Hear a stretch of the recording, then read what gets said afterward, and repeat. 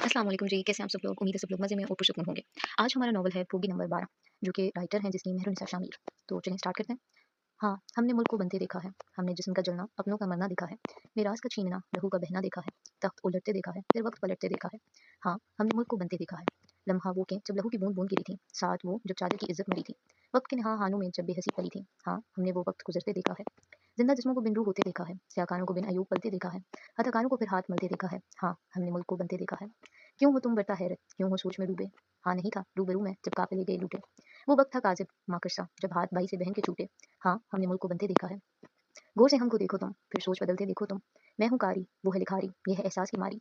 हमने लफ्ज़ों के आईने से माज़ी में झाँक कर देखा है। कलम की नोक से शमशीर का चलना देखा है, स्याही के कतरों से लहू का बहना देखा है। हम एहसास की मारों ने जिस्मों का कटना देखा है। ए लुट चुके काफ़िलों, ए छूटे हुए साथियों, ए माँओं के राज दुलारों, ए बहनों के जवान भाइयों, ए मिरास लुटाए इज़्ज़त फना कर आए हो, ए वतन छोड़ नई ज़मीन बसाने आने वालियों। हमने लफ्ज़ों से, दास्तानों से तुम्हारा कर्ब पढ़ा है, फिर दर्द को तुम्हारे सहा है, दीवाने के खूब को यकीन में बदलते देखा है। हाँ, हमने मुल्क को बनते देखा है। सन 1947, शहर लाहौर, वक्त रात का आखिरी पहर। लाहौर, जिंदा दिलान लोगों का शहर, खाने, रोशनी, सकाफत और महलों का शहर, ऊंचे महल, आलीशान दरबारों का शहर। शहर की रौनक तो उन दिनों में होती होगी जब बादशाहों की दरबार लगा करते थे, जब शाही सवारियां लाहौर के सीने पे भारी कदम धरते हुए गुजरा करती होंगी, और जब महल से आती बगी की शान में मर्द सर झुका देते होंगे, जब आला लाहौर महल के पकवानों की खुशबू को अपने अंदर समो लेता होगा। कुछ लोग कहते थे ये कैसा वक्त था, बल्कि ये वक्त नहीं था, ये खुदा का अजाब था। हाँ, ये अजाब ही तो था कि लाहौरी खाना छोड़ बंटवारे की बात करते थे, जब गलियों में नगाड़े नहीं रेडियो की आवाज़ गूंजती थी, जब बड़े बूढ़े मदद मौसीकी चोर बाबाए कौम के पैगाम सुना करते थे। लाहौरियों की चमकती आंखें अब आज सदा थी, आज़ादी की इस आस, शहर लाहौर की कुनैयत से हिंदुस्तान हटाकर पाकिस्तान लगने की आस। वो वक्त बीत चुका था जब लाहौर के बाजारों में चूड़ियां बिकती थीं। ये वो वक्त था जब असले तैयार किए जा रहे थे। कुछ को लगता था लाहौर आसिफ ज़दा हो गया है, लेकिन मर्द मुजाहिद जानते थे कि लाहौर को चुन लिया गया है, कुर्बानियों के लिए, मुल्क की बका में अपना किरदार अदा करने के लिए। हर उनकी मानत हुई थी, लेकिन वक्ती तौर पर। हाँ, खाने की खुशबू ने लाहौर से मुंह मोड़ा था, लेकिन वापसी दावतों के साथ होनी थी। क्या वक्त होगा वो जब दूर से हटे चेहरे, जब जायदादें लुटाए हुए लोग सरजमीन लाहौर पाकिस्तान में अपने कदम धरेंगे, और इनकी आंखें कहती होंगी, तुम्हें पाकिस्तान मुबारक। तब लाहौर की रौनक लौट आएगी, तब अमृतसर से आए मुसलमान भाइयों के लिए दस्तरखान सजेंगे, तब हिंदुस्तान से आई अपनी दीन शरीक बहनों के दुपट्टों की हिफाजत के लिए असला काम आएगा। हाँ, लाहौर की रौनक एक बार फिर लौट आएगी। कहानी एक छोटे कच्चे घर से शुरू होती है। कच्ची आबादी के एक कच्चे घर में सहन चारपाइयों से भरा पड़ा था। एक तरफ को हवाई जुली जली एक किस्म का पंखा होती है, यूं कि एक बड़े से लकड़ी के बांस को सहन के बीचों बीच लगाया जाता है, और उसके सर पे कोई बड़ी सी चादर लटकाई जाती है। जली के बांस के साथ रस्सी से गधे को बांधा जाता है, और इसकी आंखों पे पट्टी होती है। गधा सहन के चक्कर काटे जाता है, और जली हवा के दोष पे सहन में सोए सोए लोगों को फरहत बख्श हवा देती है। रात की किसी भी पहर अगर गधा थक कर रुक जाता और गधे किसी पल की नींद खुल जाती, तो एक पतली लकड़ी गधे के जिस्म पर फिरती पड़ती, और यूं वो एक बार फिर जली जलाने लगता। बांधी गई थी, जिसको चलाता गदायूं समझता कि वो हिंदुस्तान की सैर को निकला है। सुबह की लो फूटने में अभी थोड़ा ही समय था। सहन के एक तरफ बने बावर्ची खाने में इस वक्त दो औरतें बैठी थी। एक के हाथ में लालटेन था, और दूसरी चेहरा चूल्हे के करीब झुकाए फूंक मार मार कर कोयले दिखा रही थी। इसी कोशिश में इसका तनफुस फूल जाता था, लेकिन मजाल है जो इन कमबख्त कोयलों ने आग पकड़ी हो। दफ्तर लालटेन वाली लड़की ने जोर से लालटेन को जमीन पर रखा, दबकी आवाज पे इसके सामने बैठी औरत को बेख्तियार बोल उठे थे, मरन जोगिए तेरे बाबा उठ जाएंगे। ज़ईफ़ लड़खड़ाती आवाज में तनबीह की गई। अच्छा ही है, उठ जाएं, बाबा को भी पता लग जाए सुबह अमृतसर जाना है, और यहाँ मैं खुद को धुएं में झोंक रही हूँ। ये आवाज पहली वाली से मुख्तलिफ थी। बेजार, अकड़, मासूम और अलहर। देख राना, मर्दों से मुकाबला करने वाली औरत के हाथ में कुछ नहीं आता। तू मर्द की एक सुन ले, वो तेरी 10 सुनेगा। ज़माना शिनास लहजे में समझदारी थी। इसी लम्हे कोयलों ने वो आग पकड़ी कि चूल्हा धक उठा। आज तक आपने बाबा की 10 लाख सुनी है, फिर क्यों वो आग की एक नहीं सुनते? लालटेन और जलती आग में इसका चेहरा हल्का सा वाज़िह हुआ था। बड़ी-बड़ी सी आँखें, जिन पे घनी लंबी पलकों का साया था। रंगत सांवली थी, नाक उठी हुई। निचला होंठ मोटा और ऊपरी इसकी निस्बत पतला। भरे-भरे गाल और पुरकशिश नकूश। यूँ लगता था इसने लाहौर का सारा हुस्न चुरा लिया हो। तेरी ज़ुबान आजकल बहुत तेज़ चल रही है। अभी तो अमृतसर गई नहीं, और अभी से ये तेवर। उन्होंने घर का था। वो चूल्हे पे अब दूध की देचकी रख रही थी। लड़की की आंखें एकदम चमक उठी। अम्मा, अमृतसर कैसा है? वहाँ के लोग, खाना, वहाँ की कोठियाँ कैसी हैं? ले जली, भला अमृतसर में नया क्या होना है? वही लोग, वही खाने, वही रवायत, रख रखाव, अल्लाह की ज़मीन है। जैसी यहाँ वैसी वहाँ। तू बता, तुझे अमृतसर क्यों जाना है? बूढ़े जड़ी ज़्यादा चेहरे पर मुस्कुराहट थी। मुट्ठी में चीनी भरी थी, जिसे वो देचकी में पलट रही थी। लड़की ने इसकी बात को चेहरे के नक्श बिगाड़ लिए। ऐसी कैसे जैसी ज़मीन, यहाँ वैसी वहाँ? लाहौर एक ही है अम्मा, यहाँ का रख रखाव भी एक। दुनिया का कोई दूसरा हिस्सा लाहौर नहीं बन सकता। मैं तो अमृतसर इसलिए जा रही हूँ ताकि जब नूरी बड़ी होगी तो मैं इसको बताऊंगी, लाहौर लाहौर है, अमृतसर में लाहौर वाली बात नहीं। वो एक पल को रुकी, सुरमई बालों वाली बूढ़ी औरत पे एक हवा-हवा सी नजर डाली। और अम्मा, मेरी बात सुन ले, लाहौर की ज़मीन अलग तो अमृतसर की अलग। अगर हम एक होते तो मुल्क का बंटवारा ना हो रहा होता। जिन्ना कहते हैं, हम दो अलग-अलग कौमें हैं, एक साथ हमारा कोई मुस्तकबिल नहीं। वो बोलने पे आई तो बोलती चली गई। बूढ़ी औरत ने ठंडी आग भरी और उबलता दूध आधा पतील के गिलास में उंडेलने लगी, पीतल के गिलास में उंडेलने लगी, और बाकी दूध में पत्ती डालने लगी। ये जनाब गांधी अपनी राह हो लेंगे, और नुकसान हमारा होगा। हो खां कौन सी दो कौम, कौन से मुख्तलिफ नजरिए, सारी जिंदगी इन्हीं लोगों के साथ रहे। छुट्टी के कपड़े इन लोगों के तोहफे थे, और अब कफन खरीदेंगे पाकिस्तानी। वो सब नालान नजर आती थी। से आंखों वाली लड़की ने तासुब से अपनी माँ को देखा। क्या आप लक्ष्मी ताई का जूठा पी लेंगी अम्मा? क्या इसके खाए बर्तन में खा लेंगी? इसकी उतरन पहन लेंगी, या फिर मंदिर से आया प्रसाद मुंह में रख लेंगी? अम्मा को गोया होल उठे थे।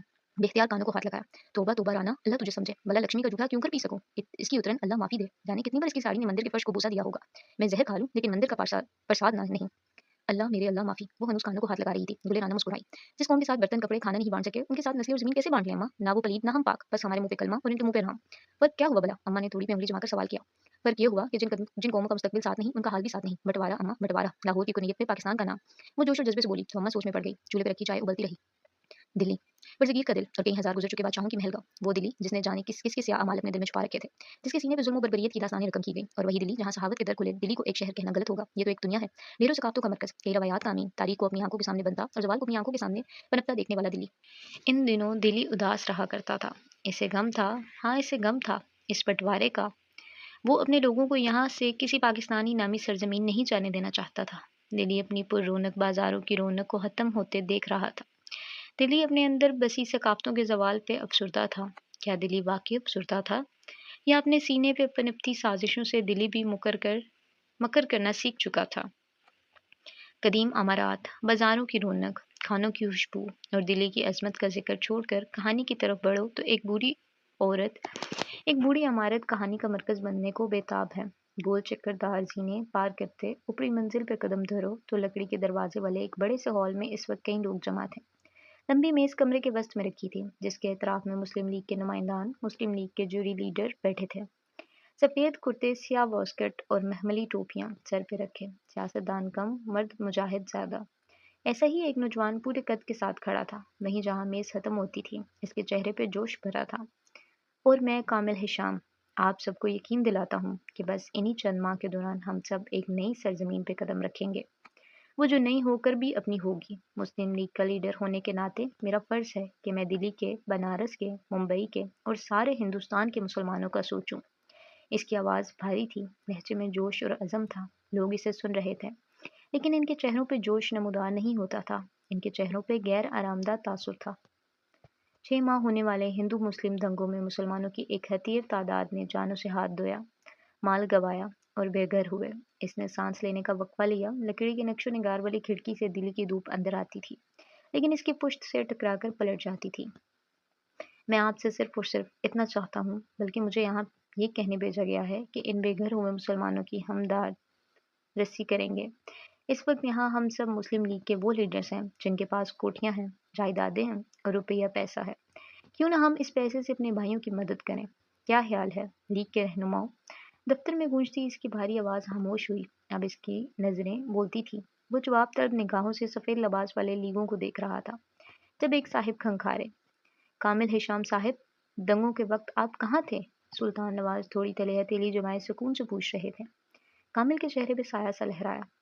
जिस वक्त दिल्ली के, मुंबई के, लखनऊ और सारे हिंदुस्तान के मुसलमान दंगों की जद में थे, इस वक्त आप बनारस के इस मोहल्ले में थे, जहाँ 150 घर हिंदुओं का और एक घर जनाब कामिल हिशाम साहिब का है। ये वार जहर भरा था। कामिल का चेहरा सब्ज पड़ने लगा। वो यहाँ इसलिए नहीं आया था। हम इन दंगों में थे कामिल साहिब। अब के मतीन खान बोले। हमने लाठियां खाई, हम पे बंदूकें चली, हमारे मुंह पे जूते मारे गए, हमारा जिस्म लहू लुहान हुआ, लेकिन हम थे। उन्होंने अपने लफ्ज़ों पे जोर दिया। हम बनारस के किसी बोसीदा मोहल्ले में तुलसी की पूजा करती हिंदू की आवाज़ नहीं सुन रहे थे। हम मंदिर से आया प्रसाद नहीं खा रहे थे। वो आप थे, हिंदुओं के मोहल्ले से उठकर आए हुए। अब आप हमें बताएंगे कि हमारे मुसलमानों के लिए हमें क्या करना है? इनका लहजा तज़हीक आमेज़ था। कामिल को सांस लेने में दुश्वारी होने लगी। मेरी कोठी में इस वक्त 1,500 मुसलमान पनाह गुज़ीन हैं। बोलने वाले आपके असद आमीन थे। हम जानते हैं हक का कलमा पढ़ते लोगों का दुख। अब आप बताएंगे मुहाजिरीन को पनाह देने की अफादियत क्या है? वो जिनकी अपनी कोठी में इस वक्त कई बरहमन मुंह लपेटे पड़े हैं। कामिल की टांगें खड़े खड़े सुन्न होने लगी। जुबान तालू से चिपक गई थी। हम आपकी बात मान लेने को तैयार हैं कामिल साहिब, बस हमें ये बता दें कि रोज़ आप बनारस में क्या कर रहे थे? मैं अपनी अम्मी से मिलने गया था। आवाज़ हल्की थी। तकसीम का ऐलान आज हुआ है कि कल हुआ, और आपकी अम्मी जान अब तक पंडितों के मोहल्ले में क़याम फरमा रही हैं। पूछ सकते हैं क्यों? कामिल से कोई जवाब न बन पाया। धूप अब इसके बदन को झुलसा रही थी। चलें, आपकी हर बात हमें मंजूर है। हमारी हवेली, जायदाद, विरासत सब मुस्लिम लीग पे कुर्बान। और इनकी आंखें कहती थी कि वो सच कह रहे थे। आप बताएं कामिल, बनारस वाली कोठी में 150 हिंदू क्यों पना लिए हुए हैं? दंगे में तो बनारस के मुसलमान शहीद हुए थे ना? फिर आपके घर में बरहमन क्यों है? साद रफ़ीक अहमद अपनी जगह से उठकर बोलते हुए कामिल के ऐन सामने आकर रुके। आंखें सख्त थीं, चेहरा नफरत ज़दा, कर्ब ज़दा। हमारे मुसलमान जलीलो ख़वार हो रहे हैं, और आपकी अम्मी जान बजाय इन हिंदुओं के मुंह पे थूकने के इनके इस्तेमाल किए गुसलखाने धो रहे हैं। तो क्या करें? बंदूक उठाकर लाशें गिरा दें? कामिल गुराया। आप बताएं क्या करें हम? वो हिंदू बाद में, इंसान पहले हैं। मेरी अम्मी एक आज़ाद इंसान है, जिसे चाहे पनाह दें और जिसे चाहे निकाल दें। ہمارا مقابلہ ہندوؤں سے نہیں ہے، ہمارا مقصد مسلمانوں کی بھلائی ہے، ہندو اتنے برے نہیں ہیں۔ آ گیا آپ کے اندر کا برہمن باہر، لکھنؤ کے شاہ وزیر خان کے طنز کیا تھا۔ کامل کے جبڑے بھینچ کے ہاتھ کی نسیں پھڑکنے لگیں۔ اس کے بس میں ہوتا تو یہاں بیٹھے تمام لوگوں کے ٹکڑے ٹکڑے کر دیتا، لیکن کس بنا پہ؟ حق پہ تھے وہ لوگ۔ کامل صاحب، ہمارے مسلمانوں کی فکر ہم خود کر لیں گے، آپ جائیں اور بنارس کے برہمنوں کی فکر کریں۔ اور اس کے بعد کامل نے تمام کرسی نشین کو ایک ایک کر کے اٹھتے اور اس کمرے سے باہر جاتے دیکھا۔ وہ تہی دامن تھا، دلی کی سازشوں نے اس کے اپنوں کو اس سے بدزن کر دیا تھا۔ کم بخت دلی خون سفید کر دیتا ہے، تعلق مار دیتا ہے اور دلوں میں فاصلے لے آتا ہے۔ اس نے ہمیشہ سے یہی تو کیا ہے۔ سلطان کو بھائیوں کے ہاتھوں مروا دیا، جائیدادوں کے پیچھے باپ بیٹے لڑوا دیے اور عورتوں کے عشق میں جنگیں کروائیں۔ لیکن دلی وہ بھی ہے جس نے لاکھوں لوگوں کو علم کی دولت دی، بغیر کسی فرقے کی تفریق کے لوگوں کے سروں کو چھاؤں بخشی۔ انسان اپنی سازش کا ٹکڑا کب تک ایک شہر کے سر پہ سجائے رکھتا ہے؟ لوگ جا چکے تو کامل دھیرے سے کرسی پہ بیٹھ گیا۔ اب کے اس کا رخ دھوپ کی طرف تھا۔ کرسی سے ہانوں کی صورت آتی دھوپ اس کے نقوش واضح کر رہی تھی، گندمی رنگت، پرکشش نقوش، بوڑھی آنکھیں نہ کھٹی ہوئی اور ہونٹ کثرت سگریٹ نوشی کی وجہ سے ہلکے سیاہ پڑ رہے تھے۔ بال سیدھے تھے، زلفیں کانوں سے ذرا سی ہی اوپر، چہرے پہ ہلکی داڑھی بھی تھی جو دھوپ لگنے سے چمک رہی تھی۔ اگلے کئی لمحے کامل ہشام یوں ہی سر ہاتھوں میں گرائے بیٹھا رہا۔ کتنے لمحے بیتے، کتنی گھڑیاں گزری، اسے کوئی علم نہ تھا۔ کئی لمحے بعد اس نے سر اٹھایا۔ دھوپ اب راستہ بدل چکی تھی۔ کامل نے اپنے سفید کرتے کی جیب سے ایک خاکی لفافہ نکال لیا۔ لفافے کو ماتھے سے چاک کیا تو اندر سے بھورے کاغذ نے اپنی جھلک دکھائی۔ سست روی سے کامل نے کاغذ باہر نکالا۔ وہ ایک خط تھا جس پہ لکھی سطور اب سامنے تھی۔ سلام پیارے کامل، بنارس کی کوٹھی میں بیٹھ کر دلی کے دفاتر میں ہوار ہوتے اپنی بیٹی کی خیریت دریافت کرتی ہوں۔ 2 ماہ ہو گئے ہیں، دنگے ختم ہو گئے، اب تو لوگوں کے زخم بھی بھر گئے اور تم ہو کہ پلٹ کر خبر بھی نہ لی۔ مسلم لیگ نے میرے بیٹے کو مجھ سے دور کر دیا۔ شکایت اتنی ہے کہ قلم ٹوٹ جائے اور سیاہی خشک ہو جائے۔ خیر، میں اس وقت شکایت نہیں کرنا چاہتی، ایک عرض بلکہ ایک حکم ہے۔ 1 جولائی کو تمہاری چچا زاد بہن کا نکاح ہے۔ میں آج امرتسر کے لیے نکل رہی ہوں۔ تمہاری پھپھو فرحانہ جبین لاہور سے اپنی 2 بیٹیوں کے ساتھ امرتسر آ رہی ہے۔ ہاں، تم سے ہی سمجھے، تم انہیں ریل گاڑی کے اڈے سے لینے جاؤ گے۔ جس دن تم دلی سے امرتسر پہنچو گے، اسی دن تمہاری پھپھو لاہور سے امرتسر پہنچ جائیں گی۔ میری نند 10 سال بعد مجھ سے ملنے آ رہی ہے کامل، کسی قسم کی کوتاہی نہ ہو۔ پھپھو کی تصویر ارسال کر چکی ہوں، ریل گاڑی کی تفصیلات بھی خط کے اہتمام میں درج ہیں۔ جلد آنا بیٹے، ایک بار پھر یہ عرض نہیں، حکم ہے۔ خدا حافظ۔ کامل کی آنکھیں اب کی بے تحاشا جلنے لگیں۔ جماعت کے جمیلے کیا کم تھے جو اب یہ الگ عذاب گلے پڑ گیا، لیکن کچھ تھا اس کے چہرے پہ، بے بسی بھرا، یوں جیسے اپنی ماں کو انکار کرنا اس کے لیے دنیا کا سب سے مشکل کام ہو۔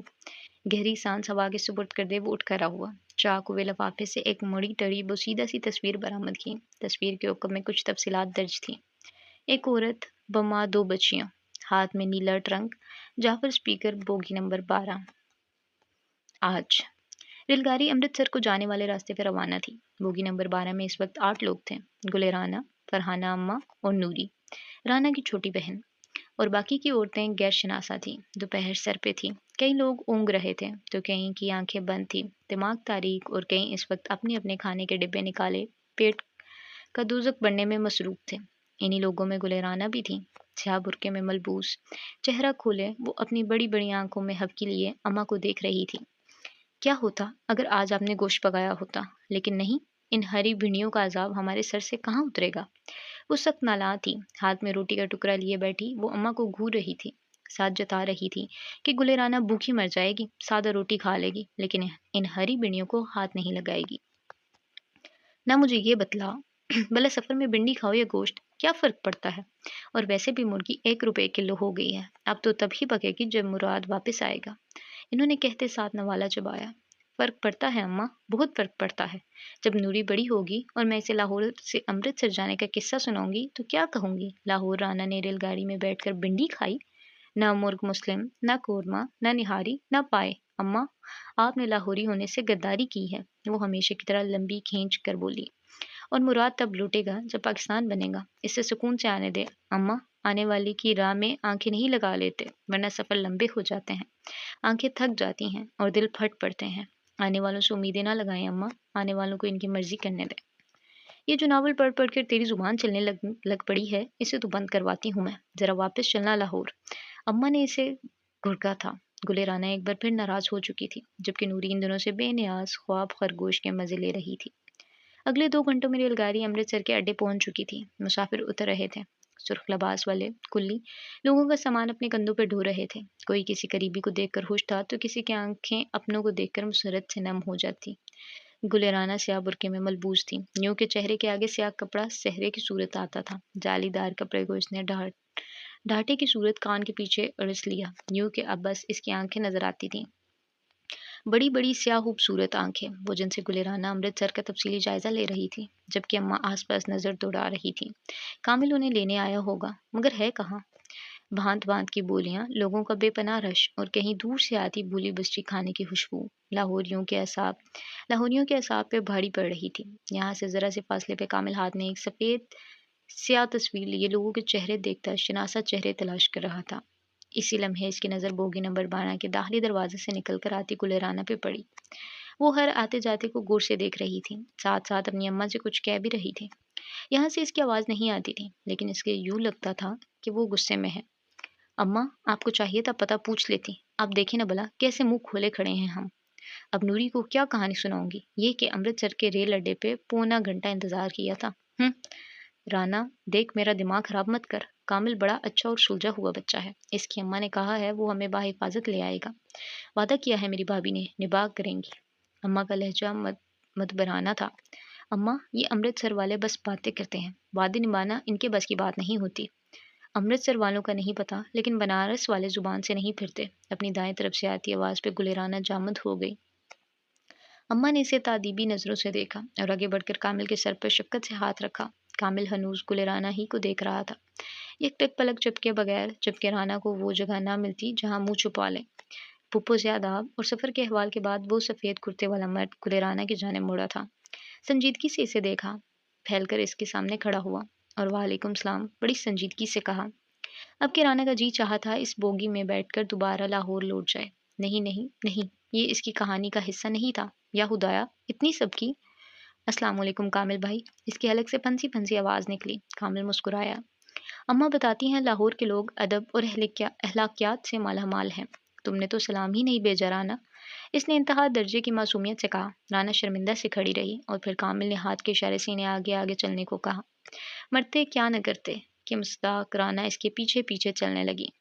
कामिल ने इन्हें डिबिया जैसी छोटी पिछले माह ही अब्बा की ज़मीन के बयाने से खरीद कर लाई गई गाड़ी में पिछली नशिस्त पे बिठाया और खुद आगे आकर बैठा। नीला ट्रंक राना के पैरों के करीब रखा था। गाड़ी अमृतसर की सड़कों पर रवां दवा थी। गुले राना को एतराफ़ करना पड़ा कि इसे अपनी कहानी में चंद मनाजर घटाने होंगे। हाँ, वही चंद जिनमें कामिल के सामने इसकी सिबकी हुई थी। अमृतसर मुख्तलिफ सकाफ़तों का घर है। सुखों के लिए इस शहर की बड़ी अहमियत है। तो मुसलमानों ने यहाँ कई बरस गुजारे हैं। फन तामीर का आला ज़ौक़ लिए हिंदुस्तान का ये कदीम शहर इन दोनों कत्ल व गारत साजिशों का मरकज़ बनकर रह गया था। भाईचारा ख़त्म हो चुका था। अब जो बचा था मुकाबलेबाजी और अना के वार थे। कौन जीता कौन हारा, फैसला मुश्किल था। गाड़ी अमृतसर की सड़कों पर हिचकोले खा रही थी। राना की काबी नज़रें एक एक दुकान, एक एक ठेला, एक एक आदमी औरत सबको जांच रही थी। ज़रा कहीं से जो खाने की खुशबू इसके नाक के नत्थों से टकराती तो इसका जी मचल जाता। कई बार तो जी चाहा था ज़रा देर को रुक कर ये सीख कबाब खरीद ले, ज़रा ये तके ही खरीद ले, ज़रा ये तिक्के ही खरीद ले और फिर नान के साथ खाए। लेकिन अगले ही लम्हे से याद आ जाता कि वो लाहौर नहीं अमृतसर में है। कमबख्तों ने जानवर को तकबीर भी दी होगी कि नहीं। हर ख्याल को वो बस इसी खातिर झटक देती थी। गाड़ी अपनी मखसूस रफ्तार से चलते हुए बिलाहर पौना घंटा बाद एक मटियाली हवेली के बाहर आकर रुकी। राना ने गाड़ी से बाहर सर निकाला। बुलंद आलिशान हवेली अपनी तमाम तर शान के साथ खड़ी थी। दीवारें ऐसी ऊंची थी कि गर्दन उठाकर देखना पड़े कि घर के अंदर से झांकते सब्ज देव कामत दरख्त सारे अमृतसर की सुन गुन लेते थे। मुस्लिम लीग के जवानों के नारे सुनते थे और कांग्रेसियों की नई चालें देखते थे। लेकिन क्या सितम था कि लब सिए हुए थे, आंखें देखी बाली नाबीना थीं। मुहतरमा, घर आ चुका है। आवाज़ थी कि सूर गर्दन उठाए हवेली को देखती गुलेराना फौरन होश में आई थी। निकाब दुरुस्त करती वो गाड़ी से बाहर निकल आई। सद शुक्र दरवाज़ा कामिल ने खोल दिया था, वरना एक बार फिर सिबकी उठानी पड़ती। नीली ट्रंक अब मुलाजिम के सर पे थी। अम्मा आगे बढ़ रही थी। नूरी और गुलेराना धीरे धीरे कदम उठा रहे थे। राना तो खैर एक एक शय पे अपना गहरा मुशाहिदा कर रही थी। कहानीकार थी वो। पथरीली रोश पे चलते हुए गुलेराना को ये हवेली बड़ी मोतबर मालूम हुई, लेकिन लाहौर वाली बात नहीं थी। फरहाना जबीन के दोनों भाई यानी राना के मामू अच्छे खासे दौलतमंद थे। रख रखाव शान और शौकत का तो फिर कोई मोल ही नहीं था। रोश के दोनों एहतराम में पहली सब खास और क्यारियों से झांकते रंगीन फूलों ने राना को खुशामदीद कहा था। रोज से राहदानियों से फिर सारी हवेली लताड़ कर बिला आखिर अब वो 3 खवातीन मेहमान खाने में थी। हवेली में हर तरफ लोग ही लोग फैले थे। कहीं लाला कृष्ण चंदर, सुर्ख, सब्ज, नीली और ना जाने कितने रंगों की साड़ियां बिखेरे बैठे थे। और मेहमान खवातीन जिनमें खरीदने वाली कम और नुक्स निकालने वाली ज्यादा थी, बस नाक मुंह में चढ़ा लेती थी। कहीं मुंशी नवीद हसन अपनी दुकान की सबसे हसीन मालाएं, कड़े और गलोबंद के नमूने दुल्हन की हमेशा हमशहराओं को दिखा रहे थे। पीले सोने पे लखनऊई नमूने और दिल्ली की मैम साहिबों के जेवर वाले नक्श निगार। औरतों के दिल से हाय जो ना निकलती तो ना इंसाफी होती। राना मेहमान खाने की खिड़कियों से सारी हवेली के नज़ारे कर रही थी। नूरी इसके अक्कब में खड़ी थी। गो कि अम्मा कई बार इसे सलाबतें सुना चुकी थी। लेकिन जिस दिन गुले राना ने लोगों की बातों पे कान धरना शुरू कर दिया, उस दिन सूरज मगरब से निकलेगा और क्या पता कि हमारे हैरत की ज्यादती के निकले ही ना। अम्मा, यहाँ तो खुलम खुला तजाद है। माथे पे सुर्ख टीके लगाने वालों से सुर्ख साड़ी खरीदी जा रही है। वो जिनके खिलाफ चंद दिनों में हथियार उठाने हैं, इनसे गले और हाथों का जेवर बनवाया जा रहा है। अम्मा, अमृतसर वाले नाबीना हैं या फिर नाहजाज? वो हिनाज खिड़की से बाहर झांक रही थी। आंखें हैरत की ज्यादती से फटने के दर पे थी। गुलेराना, कमबख्त, नीचे उतर। किसी ने सुन लिया तो बिला वजह की वजाहतें देनी पड़ जाएंगी। मुल्क का बंटवारा हो या न हो, तू मेरे खानदान का बंटवारा करवा के दम लेगी। अरे अरे, ऐसे कैसे नहीं होगा मुल्क का बंटवारा? लाहौर की कुनियत में जब तक पाकिस्तान का नाम शामिल न हो, मुझ पे आखिरी सांस हराम ठहरी। वो चौकी पर से उतर आई। वैसे अम्मा, आप ना जानती नहीं इन अमृतसर वालों को। का खून सफेद हो गया है। अरे चंद एक दिन में बंटवारा होने लगा है और ये अब तक पंडितों और प्रसादियों को बगल में दबाए बैठे हैं। खून का सफ़ेद होना खून के बहाए जाने से बेहतर होता है गुलराना। ये अम्मा की आवाज़ की तरह बेजार आवाज़ नहीं थी। ये कामिल की आवाज़ की तरह संजीदा आवाज़ भी नहीं थी। यह मुख्तलिफ आवाज़ थी। इसमें हकारत थी और सर्दपन, सफाकी भी। गुलराना ने गर्दन मोड़ कर देखा। चौखट पे वो औरत खड़ी थी, वही जिसके एक हाथ पे कामिल हिशाम अपने सारे काम काज छोड़ दिल्ली से अमृतसर आ गया था। वही जो अपने शोहर के साथ पंडितों के मोहल्ले में रहने वाली वाहिद मुसलमान औरत थी। वो जिसका बेटा पाकिस्तान बनाने के लिए अपना खून तक बहा सकता था, लेकिन वो एक ज़मीन के टुकड़े के लिए खून बहने नहीं देना चाहती थी, चाहे हिंदू का खून हो चाहे मुसलमान का। फरीदा हिशाम को ये सुर्ख स्याल बहाना और बहाने वाले बिल्कुल पसंद नहीं थे। ऐसे खून जो सफ़ेद हो चुके हों, इनका बह जाना ही अच्छा होता है मामी जान। गुले राना की ज़ुबान तो फिर वक्त के आमिर के सामने भी ना रुके। कई औरतें फरीदा के हुक्म में थी। डाकदारी में गुजरता कामिल भी वही रुक गया था। किसी इंसान का नाहक खून बहाया जाना गुनाह के ज़ुमरे में आता है, क्या तुम्हें मालूम नहीं? अल्लाह ने इंसान के रुगों में सुर्ख स्याल डाला था। सबसे बड़ी बेईमानी तो ये है कि हमारा लालच, मुफाद या फिर तकब्बुर अल्लाह के दिए सुर्ख को सफ़ेद कर दे। ना हक या फिर हक, ये फैसला ज़मींदादों का नहीं है मामी जान, ये अल्लाह के फैसले हैं। वो आंखें इनकी आंखों में डाले दीदा दलेरी से कह रही थी। बंटवारे के नाम पे लोगों की जानें, माल और इज्जतें लूट लेना, इन अमाल का फैसला यही होता है राना। ज़मीन पे, ज़मींदादों के हाथों। बंटवारे हमेशा बर्बादी साथ लाते हैं। कामिल, अम्मा, नूरी और खानदान की आती जाती औरतें बिल्कुल ठहर कर साकिन सी इन दोनों को बोलते हुए सुन रही थी। सही कहा, बंटवारे बर्बादी लाते हैं, लेकिन वक्ती। इसके बाद एक सुकून आता है। लंबा ठहराओ। वहाँ जहाँ आपकी इज्जत ना हो, जहाँ आपको हकूक बराबर न मिलते हों, जहाँ आपको एक गैर कौम समझा जाता हो, क्या बेहतर नहीं वहाँ से कूच की जाए? और क्या हो कि बंटवारा सुकून न ला सके, ठहराव मुकद्दर न बन सके। और क्या हो कि एक अलग वतन, एक अलग हित्ता भी सुकून की जमानत न बन सके। फिर बैठ के वक्त को कोसेंगे, फिर लेट के जहम को रेदेंगे। अलबत्ता पछताओं के नाग फिर आपका जिस्म सब्ज नहीं कर सकेंगे। स्याह आंखों वाली लड़की के पास हर बात का जवाब मौजूद था। राना बस कर जा। अम्मा ने इसका बाजू दबाया। वो राना ही क्या जो असल ले ले। वो जिन लोगों के साथ सदियां गुजारती, अचानक इनसे ही बंटवारा कुछ अजीब नहीं लगता? जब इनके साथ सदियां गुजार दी, क्या अगली चंद सदियां नहीं गुजर सकती? अब कि राना ठहर गई। चौखट पर खड़े कामिल ने इसका चेहरा गौर से देखा। अम्मा आंखों में तनबिया लिए इसे देख रही थी। घड़ियाल के टिक टिक, अम्मा और कामिल की नजरें, खिड़की से आती धूप और चंद घर में बतौर मेहमान रुकी औरतों की नजरें, इन सब के दरमियान गुले राना मुस्कुराई थी।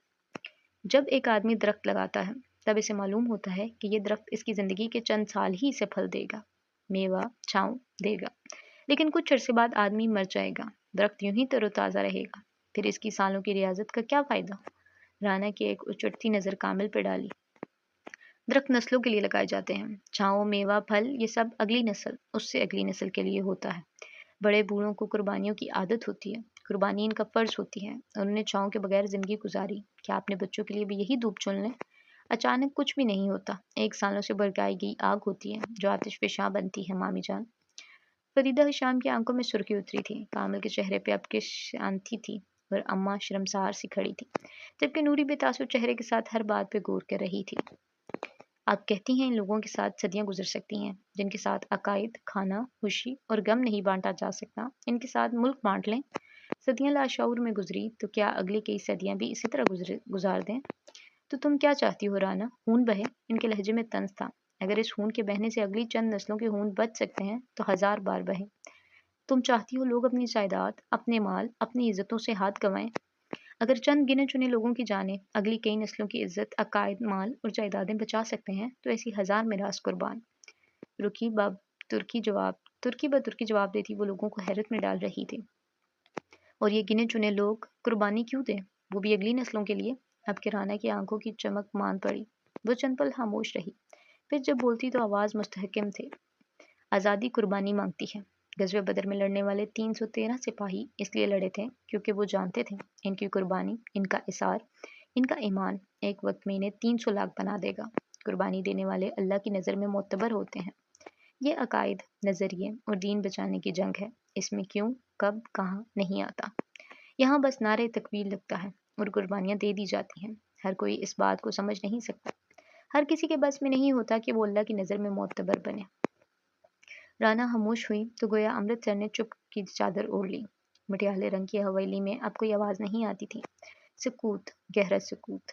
مجمع چھٹنے لگا، لوگ آگے بڑھ گئے، بس ایک سکوت تھا جو ٹوٹتا نہیں تھا۔ سنگار میز کے سامنے بیٹھی گل رانا کے لمحوں سے اماں کی پھٹکار سن رہی تھی۔ آنگن میں لوگ جمع ہو چکے تھے، ڈھولک کی تاپ پہ گیت گاتی لڑکیوں کی آوازیں یہاں تک آتی تھیں۔ رانا کے ہاتھوں میں تالیاں بجنے کو کھجلی ہو رہی تھی، بس ایک بار جو اماں چپ کر جائیں۔ رانا تو کیوں ایسی حرکتیں کرتی ہے؟ جن لڑکیوں کی زبان لمبی ہوتی ہے ان کے رشتے نہیں آتے۔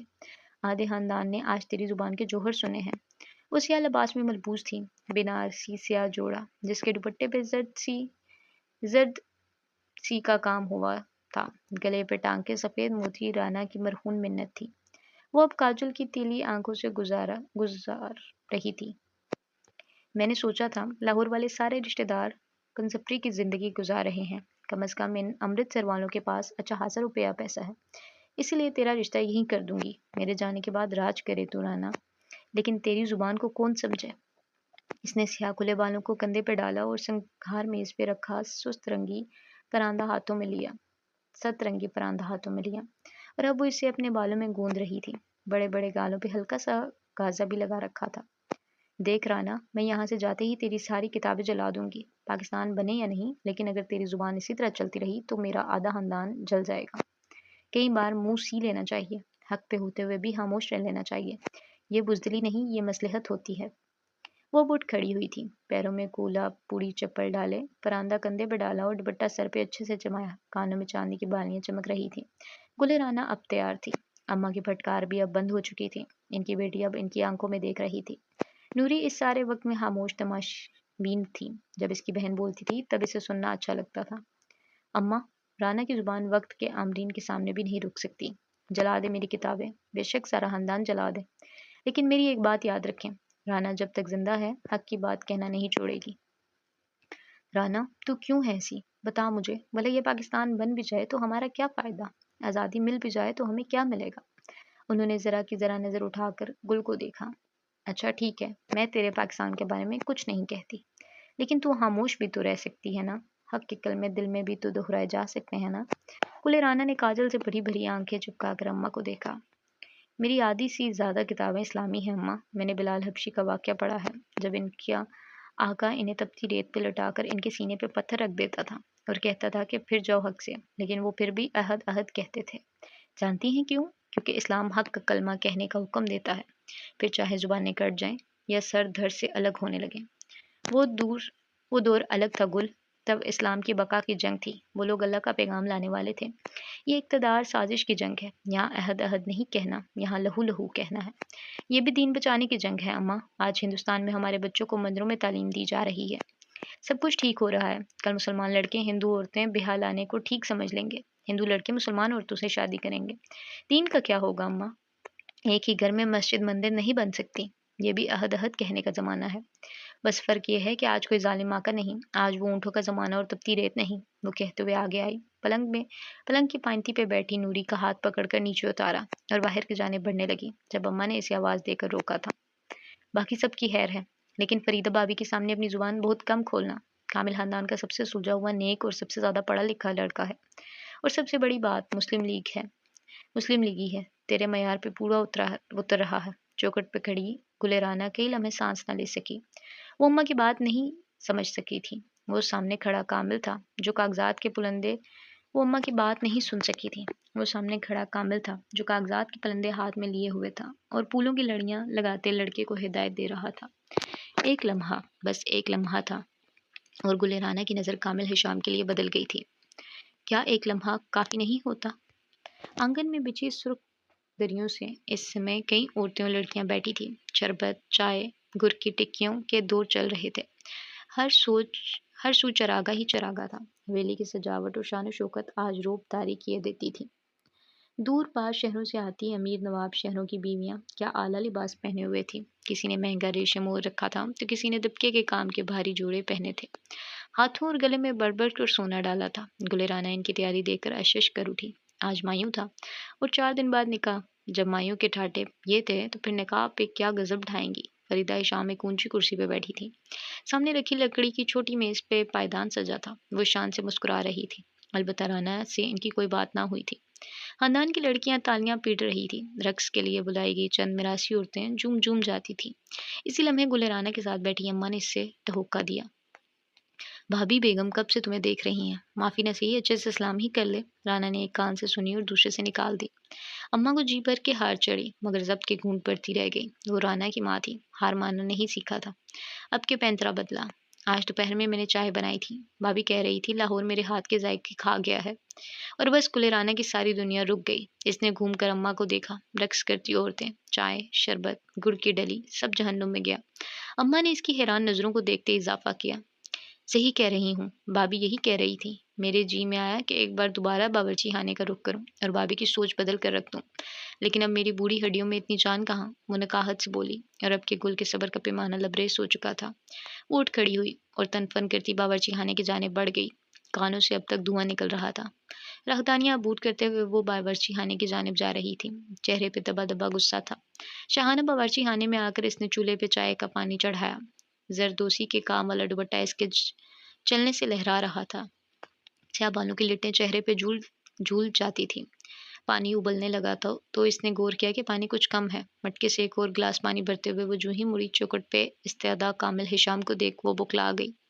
इसी लम्हे फर्श पे रखी चौकी से उसे ठोकर लगी। ग्लास में बड़ा पानी उछलकर कामिल के हाथ में मौजूद कागजात पे गिरा।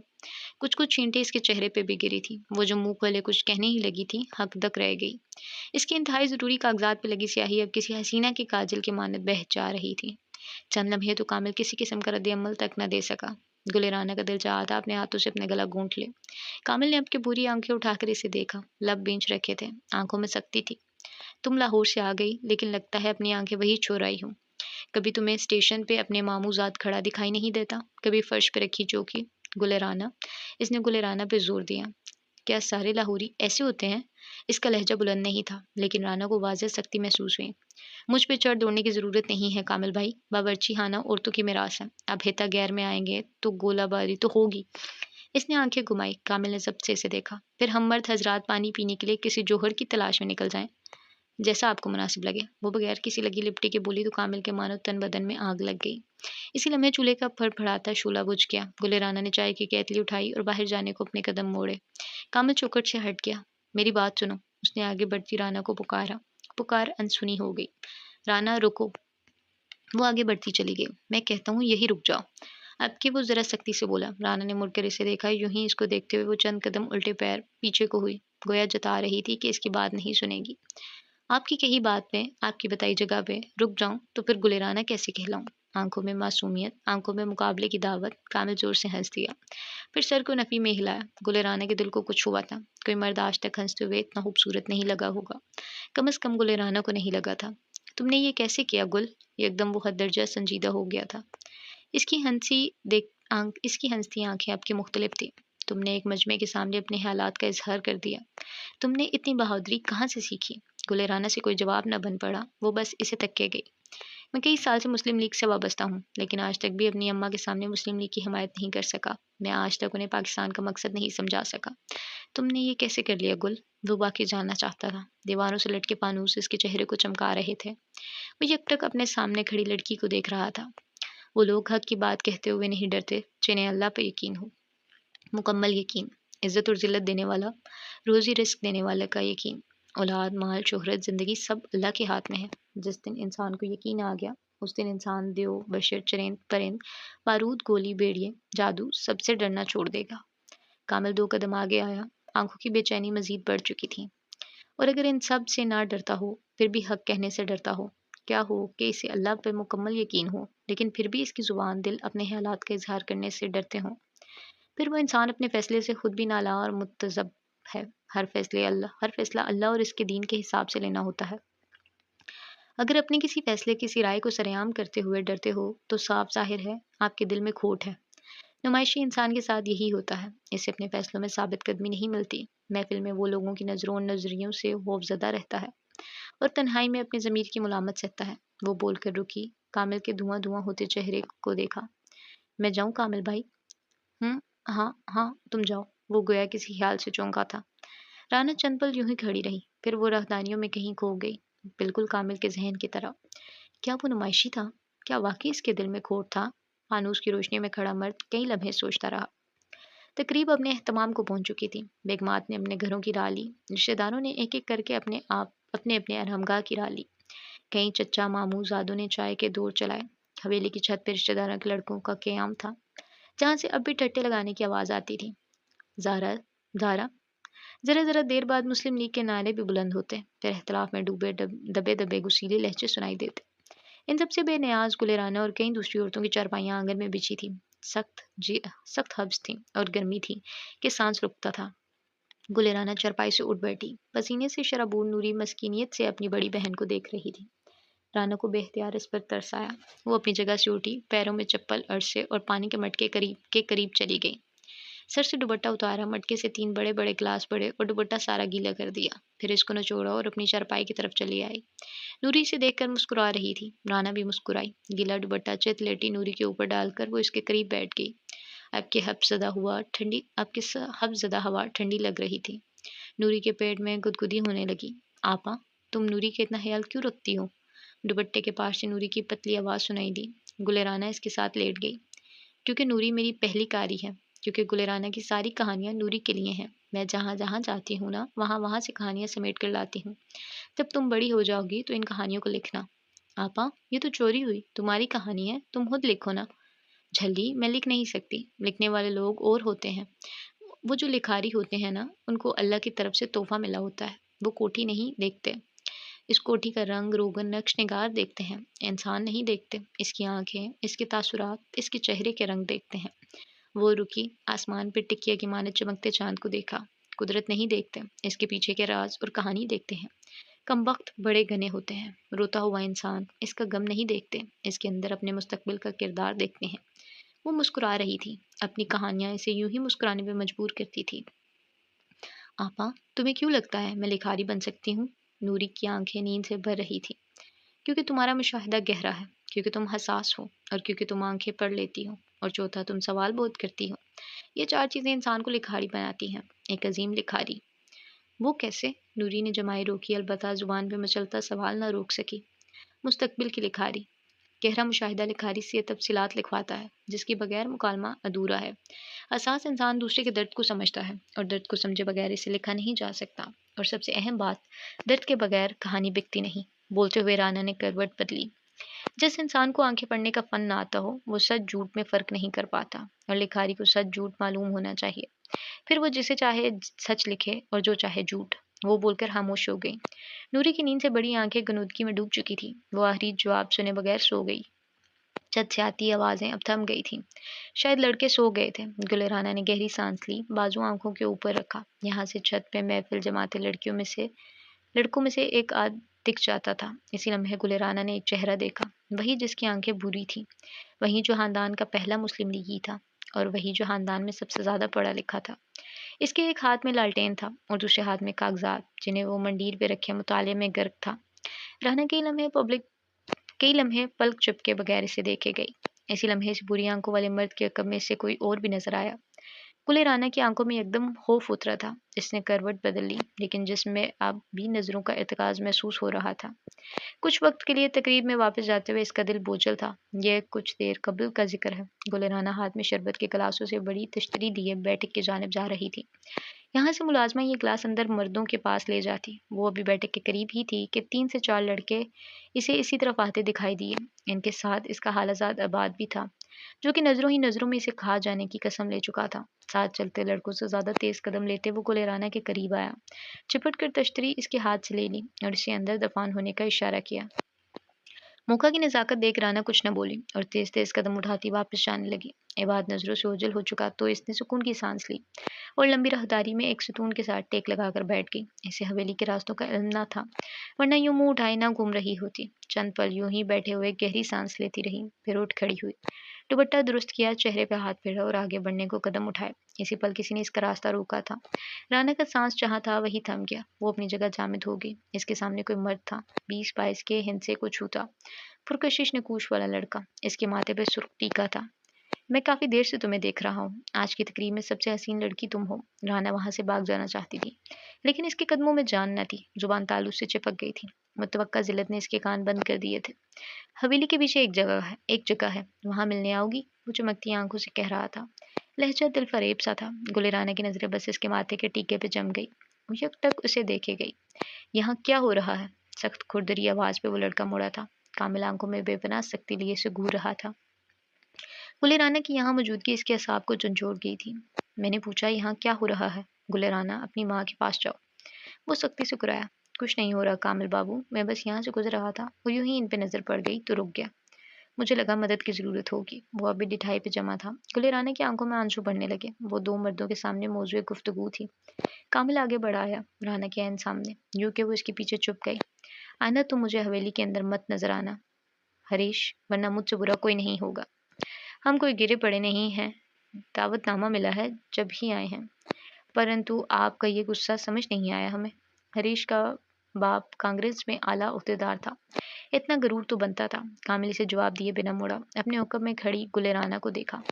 अपनी अम्मा के पास जाओ और दोबारा हवेली में यूं मत घूमना। अमृतसर में आवारा कुत्ते बहुत हैं। वो नरमी से कह रहा था, हाँ, लेकिन इसके लहजे में सख्त सा अंसर भी था। राना इसके पीछे से निकल आई और फिर इसने अपने आप को अंधाधुंध राहदानियों में भागते देखा। हाल में सारे मनाजिर चुनाके से टूट गए। राना एक खौफजदा नज़र छत पर डाली। अब वहाँ हरीश नहीं था। वो पुरसुकून होने लगी। कामिल अब भी कागजात पे झुका था और कुछ देर बाद वो गहरी सांस लेने लगी थी। इससे नींद आ गई थी। अमृतसर की इस हवेली को छोड़कर हम कहानी के दूसरे रुख की तरफ जाएंगे। ये रात का पहला पहर था। अमृतसर का एक मोहल्ला जो कि मुसलमान आबादी से बड़ा था, वहाँ एक बैठक लगी थी राय बहादुर साहिब के घर की छत पे। इस वक्त मोहल्ले के तमाम घरों के सरबराहान मौजूद थे। चारपाइयों पे बैठे कुर्ता शलवार वाले मर्द, उम्मीदों से भरे चेहरे, अपने सामने खड़े एक मर्द की बात सुन रहे थे। हुक्के के कश लिए जा रहे थे। मशलें रोशन थी और चाय की प्यालियां हर एक के हाथ में थी। ये वो दौर था जब मुसलमान अपनी मेहमान नवाजी के लिए मशहूर थे, जब वो दीन पे पैरवी करते हुए, किसी की मदद करते हुए इसका दीन धर्म नहीं देखते थे। बस अल्लाह की नज़र में सुरखरू होने के जज्बे थे। बस किसी के काम आ जाने की खुशी थी। इन दिनों कत्लो गारत घिरी अरूज पे थी। मुसलमानों के मोहल्ले बर्बाद किए जा रहे थे। घरों से फर्श को धोता पानी नहीं, जिस्मों से बहता खून निकलता था। भाइयों, वक्त आ गया है कि कूच की जाए। हमारे भाइयों को मारा जा रहा है। हमारे ही मुसलमान भाइयों के घरों में लूट मार की जा रही है। एक बड़े नुकसान से पहले हमें चाहिए कि यहाँ से निकल जाएं। मंडीर से टेक लगाए खड़ा शख्स कह रहा था। इसका लहजा जोशीला था, अज़म मजबूत।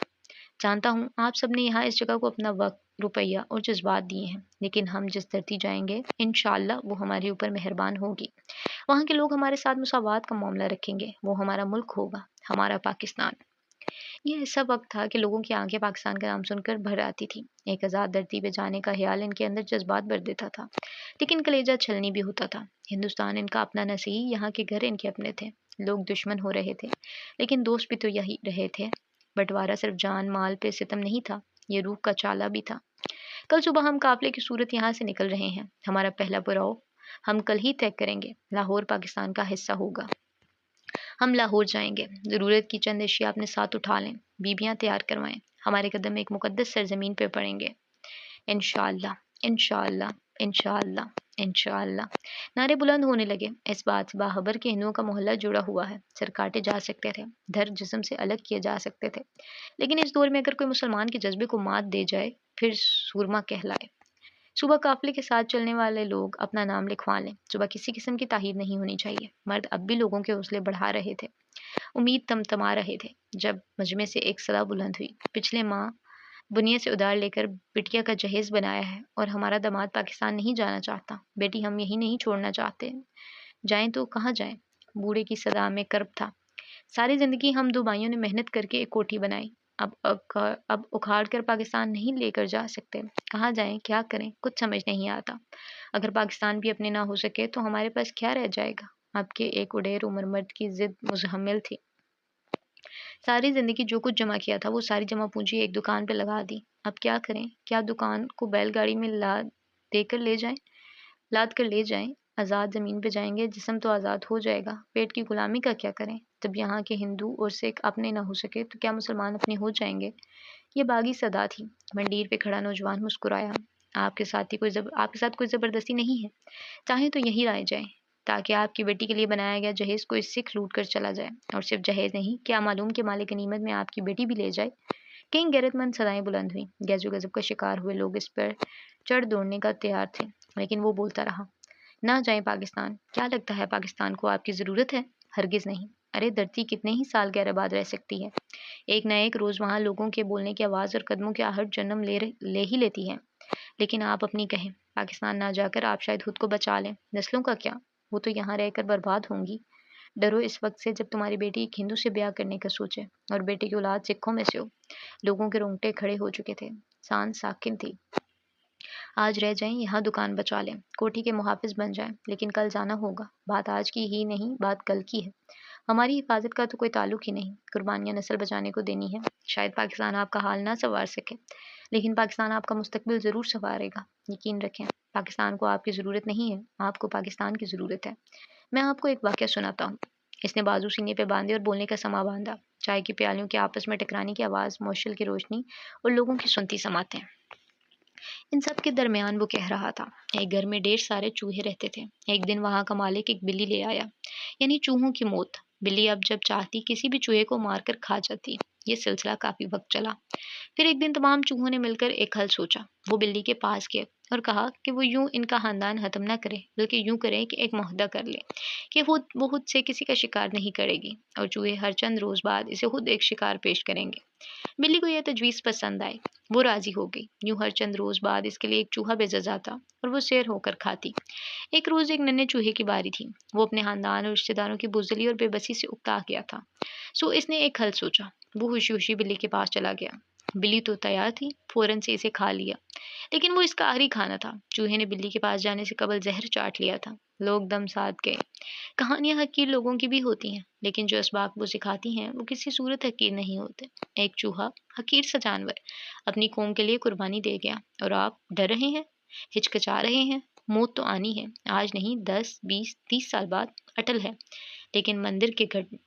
لیکن مندر کے گھنٹے اور تلسی کی پوجا سنتے ہوئے سکھ اور ہندوؤں کے چاقو سے مرنے سے بہتر ہے انہی سکھوں سے شہید ہو جائیں۔ کل صبح قافلہ آپ سب کا انتظار کرے گا۔ یوں تو آپ سب میرے ساتھ ہیں، لیکن یہ گنے چنے باغی ہم آپ کا بھی انتظار کریں گے۔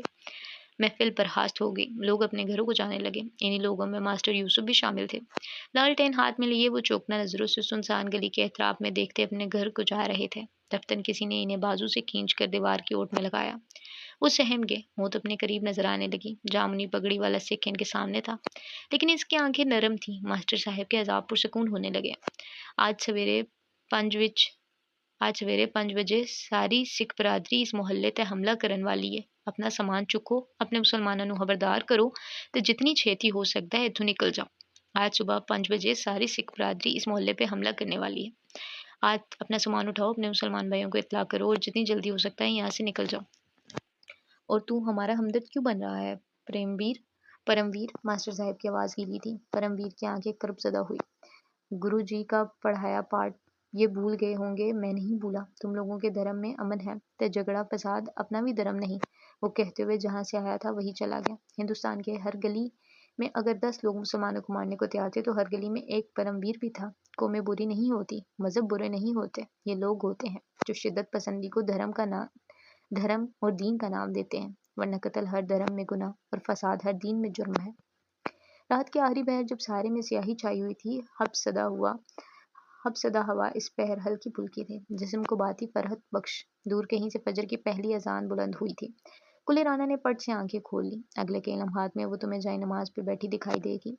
दुआ मांगकर इसने जाए नमाज लिपटी, लालटेन उठाया। इसे चाय की तलब होने लगी। लाहौर में होती तो इस वक्त चूल्हे के सामने बैठी मीठी चाय गाढ़ी मीठी चाय बना रही होती। अमृतसर में ये सहूलत भी मैसर न थी। इसे बेख्तियार रंज सा हुआ। वो छोटे छोटे कदम लेती छत की तरफ जाने वाले जीनों की जानिब चली आई। चाय नसीम मुताले से ही।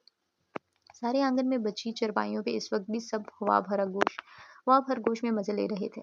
राना जीनों पे चढ़ते हुए जरा ऊपर चली आई। वो जो ही एक मुंतहिब करदा जीने पे बैठने लगी, इसे जीनों से मुल्हका दीवार में एक जालीदार बड़ा सा रोशनदान नजर आया। अभी वो यहाँ से बाहर कुछ देखती कि एकदम से कुछ याद आया। चीज इसका चीजी वाला दुपट्टा, ओ खुदाया, इसका दुपट्टा छत पे टंगा था। वो भूल कैसे गई? इसका चुनरी वाला दुपट्टा। दिन में तो अम्मा इसे छत पे पैर रखने नहीं देगी कि दीवारें छोटी थीं और साथ वाले घर गैर महजबों के। वो दबे पांव अब ऊपरी जीने चढ़ रही थी। इसी लम्हे कोई छत से नीचे आता दिखाई दिया। इसकी आंखों में नींद भरी थी, बाल बिखरे हुए। कामिल हिशाम कुलेराना को देखकर टटक कर रुका। एकदम इसे छत पे सोए सोए हरीश का ख्याल आया। तुम यहाँ क्या कर रही हो? सुकून नहीं आता एक जगह? ना चाहते हुए भी वो तल्ख हुआ। मेरे सुकून को छोड़कर आपकी बात करते हैं। कहीं करार नहीं आता आपको? वो तन कर बोली। कामिल हूना शाम निगाहों से इसे घूरते हुए दूर 2 जीने नीचे आया। वो इससे मरूब नहीं हुई थी, तो वो धीमा पड़ गया। देखो गुल, तुम यहाँ मेहमान हो। मेहमान सुकून से एक जगह टिक कर रहते हैं। तुम्हारी अम्मा कितनी नाराज होंगी अगर इन्हें पता चला कल रात क्या हुआ है। कल रात के बारे में सोचकर तो एक पल के लिए राना की सांस भी रुक गई। मेरा दुपट्टा टंगा है छत पे, बस वही लेने जा रही थी। इसकी दलील कमजोर थी। छत पे इस वक्त आधे खानदान के लड़के सो रहे हैं। तुम दुपट्टा लेने जाती अच्छी लगोगी? मैं अच्छी नहीं लगूंगी, लेकिन अगर आप मेरा दुपट्टा उतार कर ले आए तो बुरे नहीं लगेंगे। कामिल को लगा था इसने कुछ गलत सुन लिया था। मैं छत पे जाऊं और जनाना दुपट्टा उतार कर लाऊं? मैं कामिल हिशाम? वो सीने पे उंगली रखे बेयकीनी से कह रहा था। दुपट्टा जनाना ही होता है। आपने कभी कोई मर्दाना दुपट्टा देखा है क्या? वो मासूमियत से बोली। आप जा रहे हैं या फिर मैं जाऊं कामिल हिशाम साहिब? इसने कामिल हिशाम पे जोर दिया था। और फिर चंद लम्हा गुलेराना को घूरते रहने के बाद कामिल हिशाम छत पे जाता दिखाई दिया। सुर्ख और सियाह रंग का दुपट्टा है, चुनरी के नमूने वाला। गुलेराना ने हाँक लगाई। अगले चंद लम्हों में कामिल अपने हाथ पे दुपट्टा लपेटे वापस आता दिखाई दिया। राना दिल खोल कर मुस्कुराई थी। अब अगर तुम्हें किसी किस्म की ऊट पटांग हरकत करते देखा तो मुझसे बुरा कोई नहीं होगा गुलेराना। इसने दुपट्टा राना की तरफ बढ़ाते हुए कहा। साथ ही एक जीने पर बैठ गया। फजर गालिबन कज़ा हो चुकी थी। इसने थकी थकी नजरें उठाकर अपने सामने खड़ी लड़की को देखा। चाय मिलेगी? उन्होंने ओ नो, नहीं मिलेगी, टका सा जवाब। और ये सितम क्यों कर? वो हैरान हुआ। गुलेराना आंखें चमकी। आप ठहरें, जोहर के पानी के आदी, और हमारे यहाँ वो मैसर कहाँ? इसकी बात पे कामिल जोर से हंस दिया। राना इसके साथ हंसी थी। माहौल हल्का फुल्का हो गया। तुमसे नहीं जीत सकता मैं। इसने हंसते हुए कानों को हाथ लगाया। करती क्या हो तुम? कितना पढ़ी हो? आपकी राना भी इससे 4 दर्जे निचले जीने पे बैठ गई। लालटेन इन दोनों के बीच में था, जिसकी रोशनी में वो दोनों एक दूसरे को देख सकते थे। पूरे 6 दर्जे पढ़ी हूँ मैं। और आप? बस 6 से पहले 1 लगा दो। इतना ही कामिल ने मुस्कुराकर बताया। राना तो दम बहूद रह गई। कामिल ये शाम 16 दर्जे पढ़ चुका था। करती क्या हो? सवाल दोहराया गया।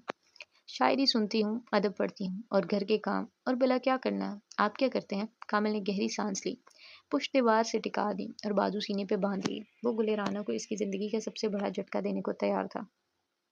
मैं मुस्लिम लीग में एक आला ओहदेदार हूँ पिछले 7 सालों से। और लाहौर से आई वो लड़की जहाँ थी वही थम गई। इसकी आंखों में यकदम बेपनाह अकीदत, इज्जत और एहतराम भरा है कि कामिल इसे देख कर रह गया। अम्मा ने कहा था आप मुस्लिम लीगी हैं, मगर मैंने यकीन नहीं किया। ओ मेरे खुदा, आप मुस्लिम लीग से हैं? यकीन नहीं आता मुझे। मुझे तो बस लगा था अम्मा आपका और मेरा रिश्ता करवाने के लिए। गुलेराना की चलती जुबान एकदम थम गई। कामिल के चेहरे का रंग भी बदला था, जिसे वो कमाल महारत से छुपा गया। गुलेराना कमसन थी, वो नहीं। तुमने मुझे बताया हुआ होता कि तुम मेरा रिश्ता देखने आई हो तो मैं जरा सलीके से सामने आता। और बताओ फिर कैसा लगा लड़का? वो यूं ही बाजू सीने पे बांधे हल्के फुल्के लहजे में बोला तो गुलेराना खिलखिला कर हंसी। वैसे ये तरीका अच्छा नहीं है। तुम मुझे देखने आई थी, मुझे पता होना चाहिए था, चाय ही ले आता मैं। वो कहे जा रहा था और राना पेट पर हाथ रखे हंस हंस कर दोहरी हो रही थी। फिर बताओ गुले राना, मैं कामिल शाम तुम्हें शादी के लिए पसंद हूँ या नहीं? बिल्कुल नहीं, जरा बराबर नहीं। वो अपनी हंसी हंसी काबू करते हुए बोली। यूं न करें सरकार, मैं बर्बाद हो जाऊंगा। आप मुझे ठुकरा देंगी तो मेरे लिए रिश्ते नहीं आएंगे। जिन लड़कों का एक रिश्ता दर्द से पलट जाए, इन्हें सारी उम्र कोई नहीं पूछता।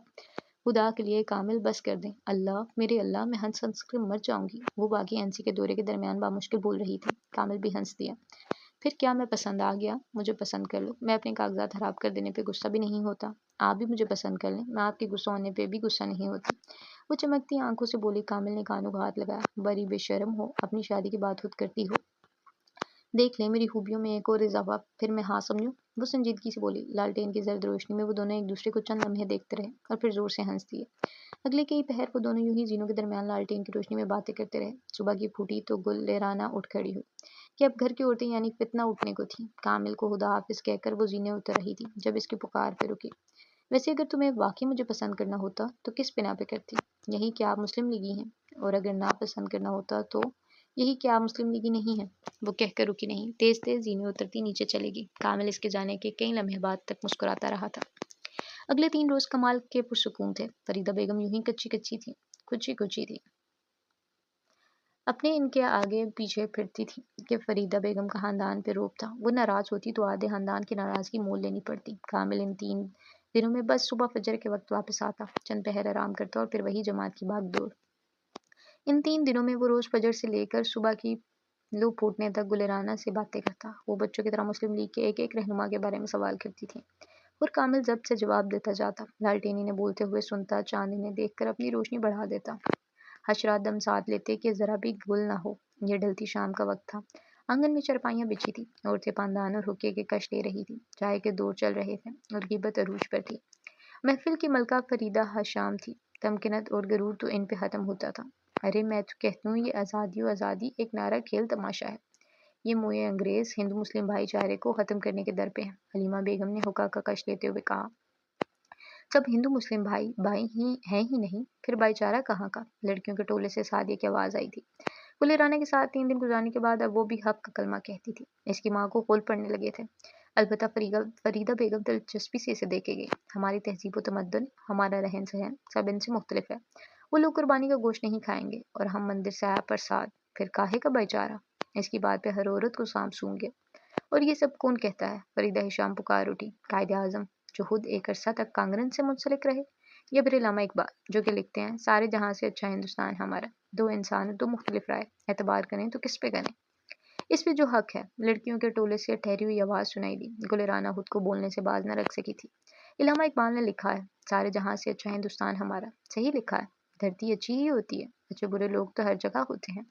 हम ये तो नहीं कहते कि सारे हिंदू बुरे हैं। क्या कभी कायदे आजम ने ऐसा कहा कि हिंदू बुरे हैं? इसने सारे में नजर घुमाई, कोई कुछ न बोला। हमारे अजीम रहनुमा हमेशा यही कहते हैं कि हम मुख्तलिफ हैं। उन्होंने हमेशा कहा कि हमारे दरमियान फ़र्क है, हमारी रवायात जुदा हैं। अच्छे या बुरे का तो सवाल ही पैदा नहीं होता।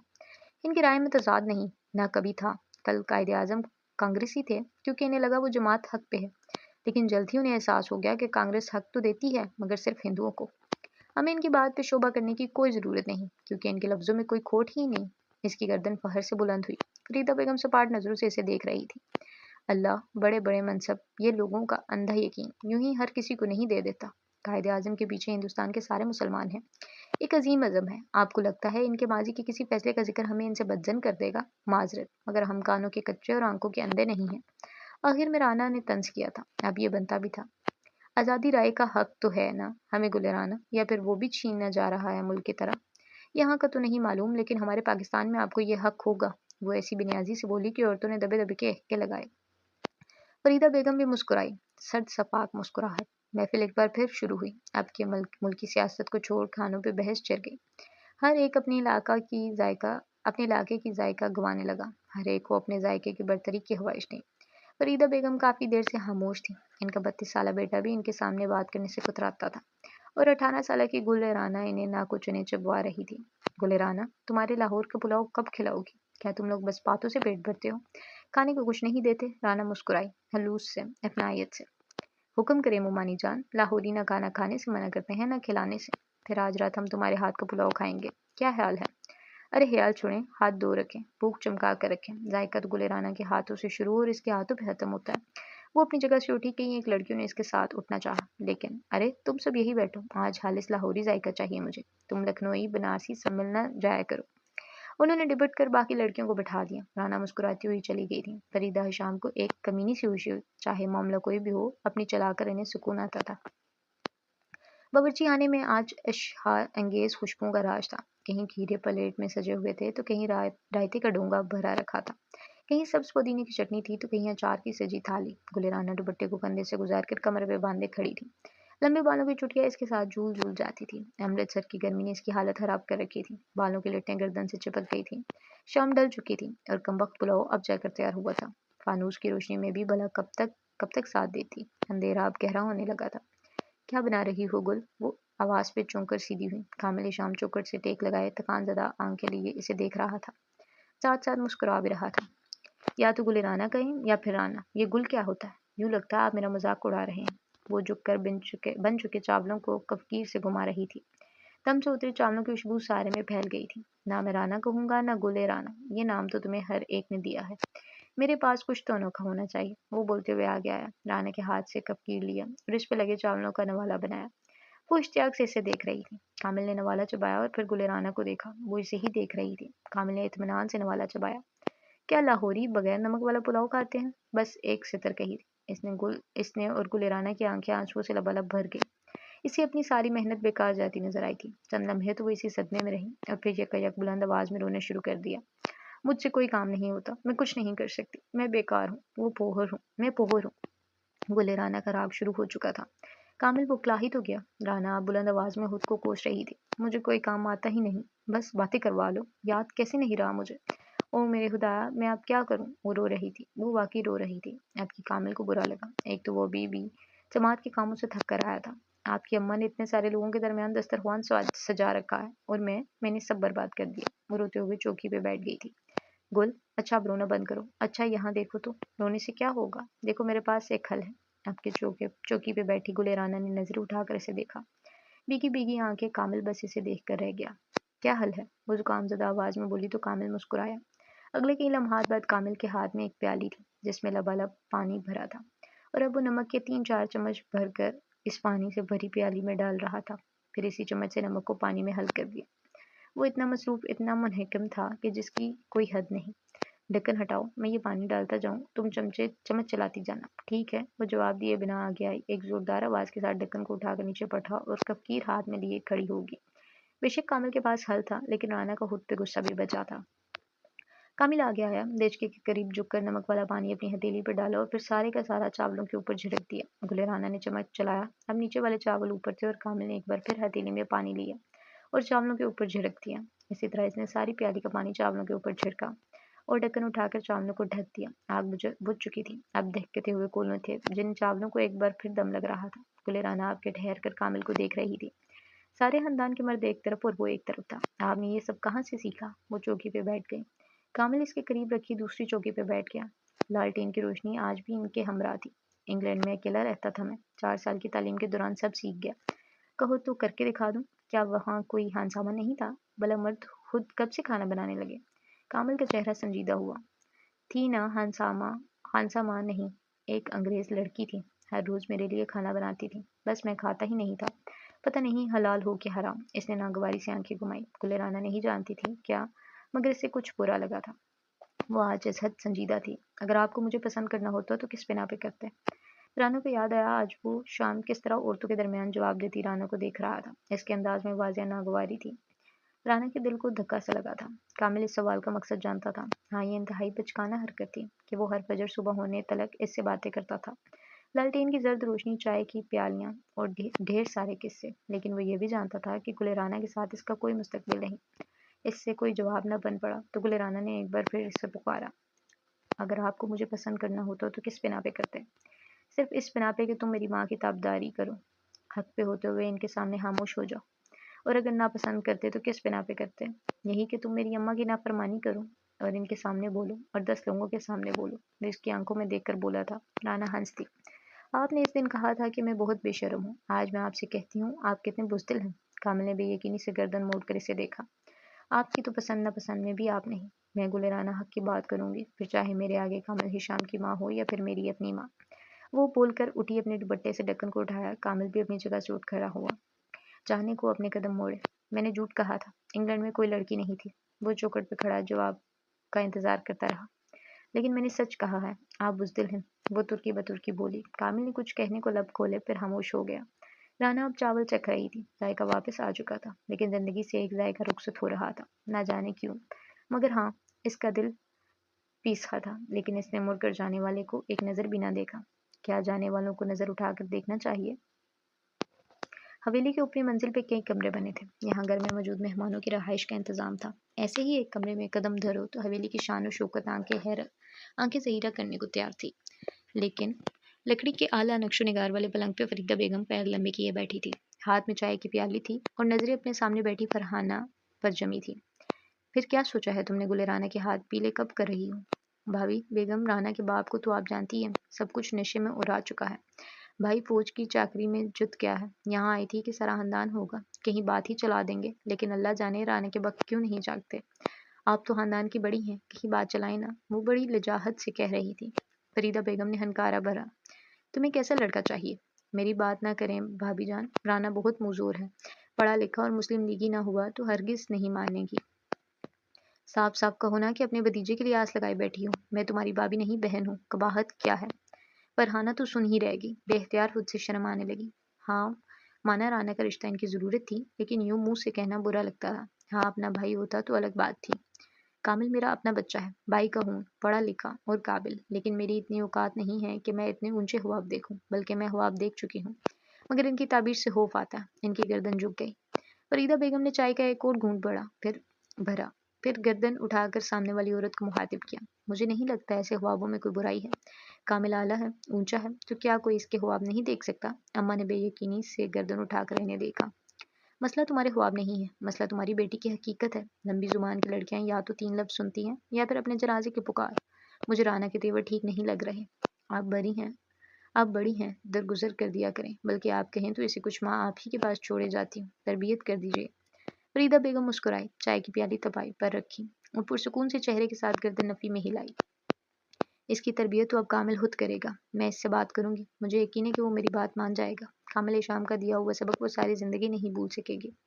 خوابوں پہ ہر ایک کا حق ہوتا ہے، کسی انسان کو حق نہیں کہ کسی دوسرے کے خواب کو دیکھنے سے روکے۔ اصل جھٹکا تو اماں کو اب لگا تھا، انہیں یقین نہ آیا کہ کیا کہیں۔ کھانے کے لیے فریدہ بیگم کو بلا کر لانے والی رانا کے کان بھی لمحے بھر کو سن ہوئے تھے۔ وہ دروازے پہ کھڑی تھی، متحیر شل سے، اس کے سامنے کامل کھڑا تھا، آنکھوں میں سنجیدگی اور انجانے جذبات لیے۔ وہ اندر ہونے والی گفتگو سے لا علم تھا۔ یوں دروازے پہ کھڑے ہو کر کسی کی باتیں نہیں سنتے گل۔ وہ چند لمحے سے دیکھتی رہی اور پھر بڑی دیر بعد کامل کی سماعتوں سے اس کی آواز ٹکرائی۔ اگر میں حق کی بات پہ خاموش ہو جاؤں تو کیا میں کبھی ثابت قدم رہ سکوں گی؟ کیا میرا دل کھوٹ زدہ نہیں ہو جائے گا؟ وہ رکی، نم ہوتی آنکھوں سے کامل کو دیکھا۔ آپ نے 7 سمندر پار کا سفر طے کیا ہے، مجھے میرے سوالوں کا جواب دیں۔ دل کے معاملے میں کسی اور سے جواب تلاش نہیں کرتے، بس دل پہ ہاتھ رکھو، آنکھیں بند کرو اور جواب تلاش کرو، دل اپنے جواب خود دیتا ہے گل۔ وہ اندر چلا گیا، رانا نے آنکھیں بند کر لی، ہاتھ دل کے مقام پہ رکھا۔ اے گلے رانا کے بے عیب دل، کیا ہو کہ میں تجھے مار کر تیری سچی باتوں کو جھٹلا کر زبان پہ فقر لگا لوں؟ کیا ہو کہ میں حق کا کلمہ چھوڑ پانی دنیا کے گیت گاؤں؟ کیا تو کھوٹ زدہ نہ ہو جائے گا؟ اور گلے رانے کے دل نے اپنا جواب کہہ سنایا تھا۔ جواب کیا تھا؟ کیا مجھے بتانے کی ضرورت ہے؟ 2 دن بعد، آج نکاح کی رات تھی۔ لڑکیاں اپنے رنگ برنگے آنچل لیے تیار ہوئے آنگن میں پھر رہی تھی۔ مرد حضرات تو آج دعوتوں کے لطف اٹھا رہے تھے۔ کامل آج صبح سے گھر نہیں آیا تھا۔ گلے رانا کے دل میں اب بے قراری نے ڈیرا ڈال رکھا تھا۔ وہ دھانی رنگ کے کرتا شلوار کے ساتھ گلابی رنگ کا دوپٹہ اوڑھے ہوئے تھی۔ کانوں میں بڑے بڑے آویزے بال آج کھلے چھوڑ دیے تھے۔ جو کوئی اس کی بوڑھی رنگت، اس کی تیاری دیکھتا، بس دیکھتا ہی رہ جاتا۔ کامل نے صبح فجر کے وقت اسے بتایا تھا کہ وہ مہمانوں کی وجہ سے حویلی کے عقبہ دروازے سے آئے گا اور سیدھا بیٹھک کی اور چلا جائے گا۔ گو کہ اس نے رانا کو کسی قسم کی ملاقات کی فرمائش ظاہر نہیں کی تھی، لیکن انجانے کیوں اور کس خیال کے تک رانا کے قدم عقبہ دروازے کی طرف اٹھے۔ نوری اس کے لیے پہرے دے رہی تھی۔ ایک پل کو رانا کو خود پہ حیرت ہوئی، وہ کوئی غلط کام کر رہی تھی کیا؟ اور اگر نہیں تو ان پہروں کی کیا ضرورت؟ آج حویلی کی جھپ ہی نرالی تھی، چراگاہ ہی چراگاہ ہر سو تھا۔ وہ دبے دبے قدم لیتی ہوئی عقبہ دروازے کی اور چلی آئی۔ یہاں کوئی نہیں تھا، سرسبز گھاس بچھی تھی اور اس پہ چند کرسیاں رکھی تھی، البتہ یہاں روشنی کم تھی اور کاٹ کباڑ زیادہ۔ दरवाज़ा खुला था कि कुछ मर्द हजरात जिनसे घर की औरतों को पर्दा करवाना था, इनका यहाँ से गुजर हो सके। राना दरवाजे के करीब रखी एक पुरानी अलमारी की ओट में खड़ी हो गई। कई पल बेताबी में गुजरे, कई लम्हे बेकरारी की नजर हुए, और तभी इसे चटखनी खुलने की आवाज़ आई। दरवाज़ा अपनी महसूस आवाज़ के साथ खुला। राना का दिल उछल कर हलक में आया था। वो यूं ही खड़ी रही, साकिन बेसांस, और इसी पल इसे अपनी कलाई किसी सख्त गिरफ्त में महसूस हुई। इसने पलट कर देखा, और फिर इसका पूरा ऊपर का सांस ऊपर और नीचे का नीचे रह गया। मुस्कुराती नजरों से इसे तकता हरीश इसकी कलाई पकड़े हुए था। राना ने एक झटके से उसको आज़ाद करवाना चाहा, लेकिन गिरफ्त इतनी हल्की नहीं थी। वो चीखना चाहती थी, लेकिन चीख न सकी। अलबत्ता अपनी कलाई आज़ाद करवाने की जद्दोजहद वो अब भी कर रही थी। मुझे नहीं पता था तुम इतनी जल्दी मान जाओगी। मैंने मिलने का पैगाम भेजा और तुम चली आई। तुम बहुत खूबसूरत हो राना। मेरा हाथ छोड़ो। छोड़ो मेरा हाथ, छोड़ो। वो एक हाथ से इसे धक्का दे रही थी और अपनी कलाई आज़ाद करवा रही थी, लेकिन गिरफ्त हर लम्हे सख्त होती जा रही थी। गुलेराना को मौत अपने करीब महसूस हुई। कोई गलत इरादा नहीं है मेरा, मैं शादी करूंगा तुमसे। तुम इतनी अकड़ क्यों कर रही हो? वो अब इसकी मुसलसल जदोजहद से बेजार हुआ, और अब के इसके दोनों हाथ पकड़कर अपने सामने किया। राना को आज खुद से इंतहा की नफरत महसूस हुई। मुझसे जिद मत करो, वरना बहुत बुरा होगा। सीधा सीधा पैगाम भेज रहा हूँ, कबूल करो, वरना और रास्ते भी बहुत हैं। वो इसके दोनों बाजू अपनी आनी गिरफ्त में लिए खड़ा हद दर्जा सख्ती से कह रहा था। पता नहीं किस बात के नखरे हैं। अगर इतनी संस्कारी थी तो मेरे पैगाम पे आई क्यों? राना मजीद जद्दोजहद करती हरीश कुछ और कहता, इससे पहले ही दाएं जानिब से हरीश के गाल पे एक जोरदार चंटा लगा था। इसकी गिरफ्त राना के हाथों पे बेख्तियार ढीली पड़ी। यही मौका था जब राना ने खुद को आज़ाद करवाया। कामिल हिशाम आंखों में खून लिए सामने खड़ा था। बल्कि खड़ा क्या था, अब तो वो इस पे झपट पड़ा था। मुसलसल लातों और मुक्कों से वो इसे मारे गया। एक हफ्ता पहले वो अपनी फूफी ज़ात के लिए गैरत में आया था, लेकिन आज मामला मुख्तलिफ था। हरीश के हाथ में राना का हाथ था, और कामिल को यूं लगा था जैसे किसी ने इसके जिस्म पे अंगारे लुटा दिए हों। वो किसी हिब्ती जुनूनी की तरह इसे पीट रहा था। हमारे घर में घुसकर हमारी औरतों से बदतमीजी करोगे और हम छोड़ देंगे? क्या बेगैरत समझ रखा है? वो धड़ाधड़ वो धड़ाधड़ इसके सीने पर लाते मारते जा रहा था। हरीश दर्द से दोहराने लगा था, लेकिन कामिल ने बस न की। गुलेराना फटी फटी आंखों से इन्हें देख रही थी। तुम्हारी औरतें हमारे पैगाम पे आया करेंगी तो यही होगा ना? इससे पूछो पिछले हफ्ते मैंने इसे यहाँ बुलाया था कि नहीं?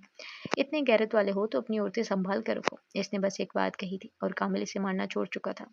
ये मार इसके अपने दिल पे लगी थी। हरीश उठा। दर्द सहते करार रोकते गुलेराना ने देखा कि आज कामिल इसके सामने नहीं खड़ा हुआ। आज वो इसे अंदर नहीं भेज रहा था। आज कामिल की नजरें सब कुछ थी, बस अपनी नहीं थी। हरीश बकते चकते वहां से जा रहा था, जबकि कामिल साकिन था। अंदर जाओ गुलेराना। कामिल की आवाज़ इसकी अपनी नहीं लगती थी। गुलेराना ने कोई सफाई देने की कोशिश की, लेकिन कामिल इसे नहीं देख रहा था। अंदर जाओ गुलेराना, वो एक बार फिर इसी बेतासु लहजे में बोला। राना अपनी जगह से नहीं हिली। वो बस नम जख्मी निगाहें उठाए इसे देखती रही। अब कि कामिल ने भी नजर उठाकर इसे देखा था। आज कोई लालटेन, कोई फानूस नहीं था। आज अंधेरा था, गुप अंधेरा। अंदर जाओ गुलेराना, इसने दोहराया। गुलेराना पूछना चाहती थी, कामिल हिशाम, क्या तुम्हें मुझ पर एतबार नहीं है? लेकिन वो पूछ न सकी। इसने बस अपने कदम मोड़ लिए। कई बार कुछ रास्ते आपके कदम नहीं दिल थका देते हैं, लेकिन हवेली तक जाने वाले इस रास्ते ने गुलेराना के दिल को शल कर दिया था। हवेली के अकबे हिस्से में खड़े कामिल हिशाम के दिल का भी कुछ यही हाल था। हवेली की रौनक आज सारे शहर की रौनक को मात देती थी। आंगन में बिछी दरियों पे औरतें, लड़कियां और बच्चे बैठे थे। गीत गाए जा रहे थे। कहके और उनके थी कि मान नहीं पड़ी थी। इसी तरह नजर उठाकर देखो तो तख्त पे बैठी फरीदा बेगम के सामने सविता ताई बैठी थी। सुर्ख साड़ी में मलबूस, मांग में ढेर सारा सिंदूर भरे हाथों और कानों में ढेर सारा पीला सोना चढ़ाए वो फरीदा बेगम से कुछ कह रही थी। वो हरीश की माँ थी और इसका पैगाम गुलेराना के लिए लाई थी। कामिल हिशाम जो गुस्से से भरा हुआ अंदर की जानिब बढ़ रहा था, सविता की आखिरी बात इसके कानों में पड़ी। हमारी तरफ से कोई पाबंदी नहीं होगी। गुलेराना अपने धर्म पे रहेगी और हम अपने धर्म पे। अल्फाज नहीं, जलता कोयला था। कामिल झुलस कर रह गया। तन पन करता वो इसी जानिब आया। तख्त पे बैठी अपनी पुरसुकून माँ को देखा, फिर एक नजर गुलेराना की शर्म से जमीन में गिरती माँ को देखा। सविता ताई, गुलेराना की निस्बत हम तय कर चुके हैं, और अगर अगली बार इसके नाम के साथ अपने बेटे का नाम जोड़ने की कोशिश की तो मैं पूरी कोशिश करूंगा कि आपकी पुत्री के साथ मेरा नाम जुड़े। श्वेता धुआं धुआं होते चेहरे के साथ इसे देख कर रह गई। चेहरा गुस्से और जलाल से लाल बबूका पड़ने लगा था। आपसे बात करनी है अम्मी, अंदर चलें। वो एक नया हुक्म सादर करता आगे बढ़ गया। चंद लम्हे बाद वो हवेली के अंदर में रखे अंग्रेजी तर्ज की सोफा नामी नशिस्त पे बैठी इसकी माँ अपने सामने बैठे कामिल को बेहद संजीदगी से देख रही थी। कामिल की आंखों में अब गुस्सा नहीं था, वो तो हमुल का मुजाहरा कर रहा था। मैं चाहता हूँ गुलेराना यहाँ से वापस जाए तो इसके साथ मेरा नाम हो, इसने आंखें उठा के बेहद संजीदगी से कहा। ख्वाबों पे हर एक का हक होता है। किसी इंसान को हक नहीं कि किसी दूसरे का ख्वाब देखने से रोकें। وہ یہاں سے جاتے ہوئے کسی کا نام ساتھ لے جانا چاہتی ہے، یہ زیادہ ضروری ہے کامل۔ مجھے نہیں لگتا وہ لڑکی تمہارے لائق ہے۔ تمہارے خواب دیکھنے کا اختیار آدھے خاندان کی لڑکیوں کو ہے، لیکن تعبیر کس کے حصے میں آئے گی یہ میں طے کروں گی۔ آپ کیسے کہہ سکتی ہیں کہ اسے میرے نام سے زیادہ کوئی اور نام عزیز ہوگا؟ وہ جراح پہ اتر آیا تھا۔ حویلی کی بیٹھک میں کوئی مرد اس کا راستہ روکتا ہے صبح نیم اندھیرے میں، جب ہر کوئی سو رہا ہوتا ہے۔ اس وقت گلے رانا چھت پہ جانے کی کوشش کرتی ہے، اور حد تو یہاں آ کر ختم ہوتی ہے کہ حویلی عقبے حصے میں کوئی اس کا ہاتھ پکڑ لیتا ہے۔ یہ سب ایک اتفاق اور حادثہ تھا۔ گل ایسی لڑکی نہیں ہے۔ اس کا انداز فوراً دفاعیہ ہوا۔ کیا تم اس عورت کے کردار کی گواہی دو گے جو تمہارے ساتھ بغیر کسی تعلق کے آدھی رات سے صبح تک کا وقت صرف کر سکتی ہے؟ اگر تم ہو تو 10 اور بھی ہو سکتے ہیں۔ اتفاق بس کہانیوں میں ہوتے ہیں، اصل زندگی کی سوچی سمجھی سازشوں کا مجموعہ ہے۔ آپ کیا چاہتی ہیں اماں؟ میں نے آپ سے زندگی میں کبھی کچھ نہیں مانگا۔ کیا صرف ایک چیز نہیں مانگ سکتا؟ وہ ان کے قدموں کے قریب آ بیٹھا۔ تم نے وعدہ کیا تھا کامل، تم نے کہا تھا تم میری باتیں مانو گے، تم وعدہ خلافی نہیں کر سکتے۔ یہ ایک ماں کی آس نہیں تھی، یہ حکم، وجاہت، منت بھی نہیں تھی، دور بہت دور یہ دھمکی تھی۔ میں کامل سے بات کروں گی، اس کی جرات نہیں کہ میرا حکم ٹال سکے۔ تم میرا حکم نہیں ٹال سکتے کامل، تم اس صورتحال میں نہیں ہو، تم وہ انسان ہو جس نے اپنے باپ کو اپنے ہاتھوں سے مار دیا۔ کامل کی رنگت سفید پڑنے لگی، وہ اکڑو بیٹھا مرد تھپ سے زمین پہ گرا۔ تم نے کامل، تم نے مجھ سے میرا شوہر چھینا اپنے تیش کی وجہ سے۔ اگر وہ کسی اور عورت سے مل رہا تھا، اگر وہ مجھے دھوکہ دے رہا تھا تو یہ ہمارا معاملہ تھا۔ تمہیں کیا حق تھا کہ تم مجھ سے میرا شوہر چھین لو؟ وہ دھیرے دھیرے بے سانس ہوتا جا رہا تھا، آہستہ آہستہ اس کی آنکھوں کی چمک مانت پڑ رہی تھی۔ اس کا چہرہ یوں تھا جیسے کسی نے سفید چونا پھیر دیا ہو۔ اس رات کامل، اس رات جب تم میرے شوہر کو مار کر آئے تھے، تب میں نے تمہیں بچایا تھا۔ میں نے لوگوں سے تمہارا درندگی بھرا چہرہ چھپایا۔ اس رات کرکتے جا رہے برستی بارش میں تم نے مجھ سے ایک وعدہ کیا تھا، میں کبھی بھی آپ کا کوئی حکم نہیں ٹالوں گا۔ کامل، ہشام کی زندگی پہ سب سے زیادہ حق آپ کا ہے ماں۔ وہ دھیرے سے بڑبڑایا۔ اس کی ماں کا چہرہ کسی ڈائن کے چہرے سے کم نہیں لگتا تھا۔ تم میرے بیٹے ہو، میرے مجرم، میرے غلام۔ تمہیں کوئی حق نہیں کہ تم اپنے لیے کوئی فیصلہ لو۔ تم ساری زندگی میرا حکم مانو گے کامل، ورنہ میں ساری دنیا کو بتا دوں گی کہ تم کیا ہو، کون ہو، اور پھر تمہارا عظیم بننے کا خواب ٹوٹ جائے گا۔ کانگریسی تم پہ ہنسیں گے، مسلم لیگی تم پہ لعنت بھیجیں گے۔ میں تمہیں سزا سنا رہی ہوں کہ آج سے تم گل رانا کے خواب دیکھو گے تو ان کی تعبیر کو ایک جرم سمجھو گے۔ وہ رکی، اپنے بیٹے کے مردہ ہوتے چہرے کو دیکھا، پھر سفید ساڑی والا بازو آگے بڑھا کر اپنے کھردرے ہاتھ سے اس کی تھوڑی کو پکڑ کر اونچا کیا۔ ہر مرنے والے سے اس کی آخری خواہش پوچھی جاتی ہے کامل ہشام، بتاؤ تمہاری آخری خواہش کیا ہے؟ سرد صفاق سے لہجے میں اس سے کچھ مانگنے کو کہا گیا۔ کامل ہشام چند لمحے بے سانس رہا، پھر رفتہ رفتہ اس کی رنگت بحال ہوئی۔ حلق میں اٹکے الفاظ جب باہر نکلے تو کچھ یوں سنائی دیے، آپ کو تعلقات نہیں، غلامی چاہیے، رشتے نہیں، رسمدار میں بندے لوگ چاہیے۔ میں آپ کا من چاہا غلام ہوں، اور میں ساری زندگی یوں ہی آپ کی غلامی کروں گا۔ وہ رکا، سرخ زخمی آنکھیں اپنی ماں کے چہرے پہ گاڑ دیں۔ گلے رانا کو ایک موقع دیں امی، وہ مجھ سے محبت کرتی ہے، میرے لیے آپ کی غلامی قبول کر لے گی۔ فریدہ مسکرا کر پیچھے کو ہوئی، آنکھیں محظوظ کن انداز میں گھمائیں۔ پھر ایسا کرتے ہیں، گلے رانا کو آج بلا ہی لیتے ہیں، وہ فراخ دلی سے بولی۔ دور کہیں ان کے اپنے جملے ان کے کانوں میں بازگشت کر رہے تھے۔ مسئلہ کامل کے خواب نہیں، مسئلہ گلے رانا کی حقیقت ہے۔ گلے رانا کا اگر کوئی دشمن ہے تو گلے رانا خود۔ گلے رانا کو طلب کیا جا چکا تھا، اور اب کی حویلی کے اس وسیع کمرے کا حال مختلف تھا۔ سو جی، this is the end of this episode. کیسی لگی آپ کو یہ؟ مجھے سمجھ نہیں آ رہی کہ اس کی ماں ایک طرف کہتی ہیں، کامل کی ماں، کہ خون نہیں بہنا چاہیے اور اس ٹائپ کے درس دیتی ہیں، اور دوسری سائڈ پہ ان کا اتنا نیگیٹو چہرہ ہے کہ لائک وہ اپنی ہی بھتیجی سے وہ نفرت کر رہی ہیں، مطلب اپنے ہسبینڈ کی بیٹی سے وہ نفرت کر رہی ہیں، اور ان کو بس یہ چیز ہے کہ ہر کوئی ان کا غلام رہے، کوئی ان کے آگے بولے نہ، اور وہ اپنے بیٹے کو بھی اس میں اپنا غلام سمجھ رہی ہیں۔ اور یہ کامل تو اتنا لائک وہ ہیرو ٹائپ کا کریکٹر دکھایا جا رہا تھا، تو یہ کامل نے اپنے باپ کو قتل کیا ہے، یہ کیا سین ہے، یہ مجھے سمجھ نہیں آیا۔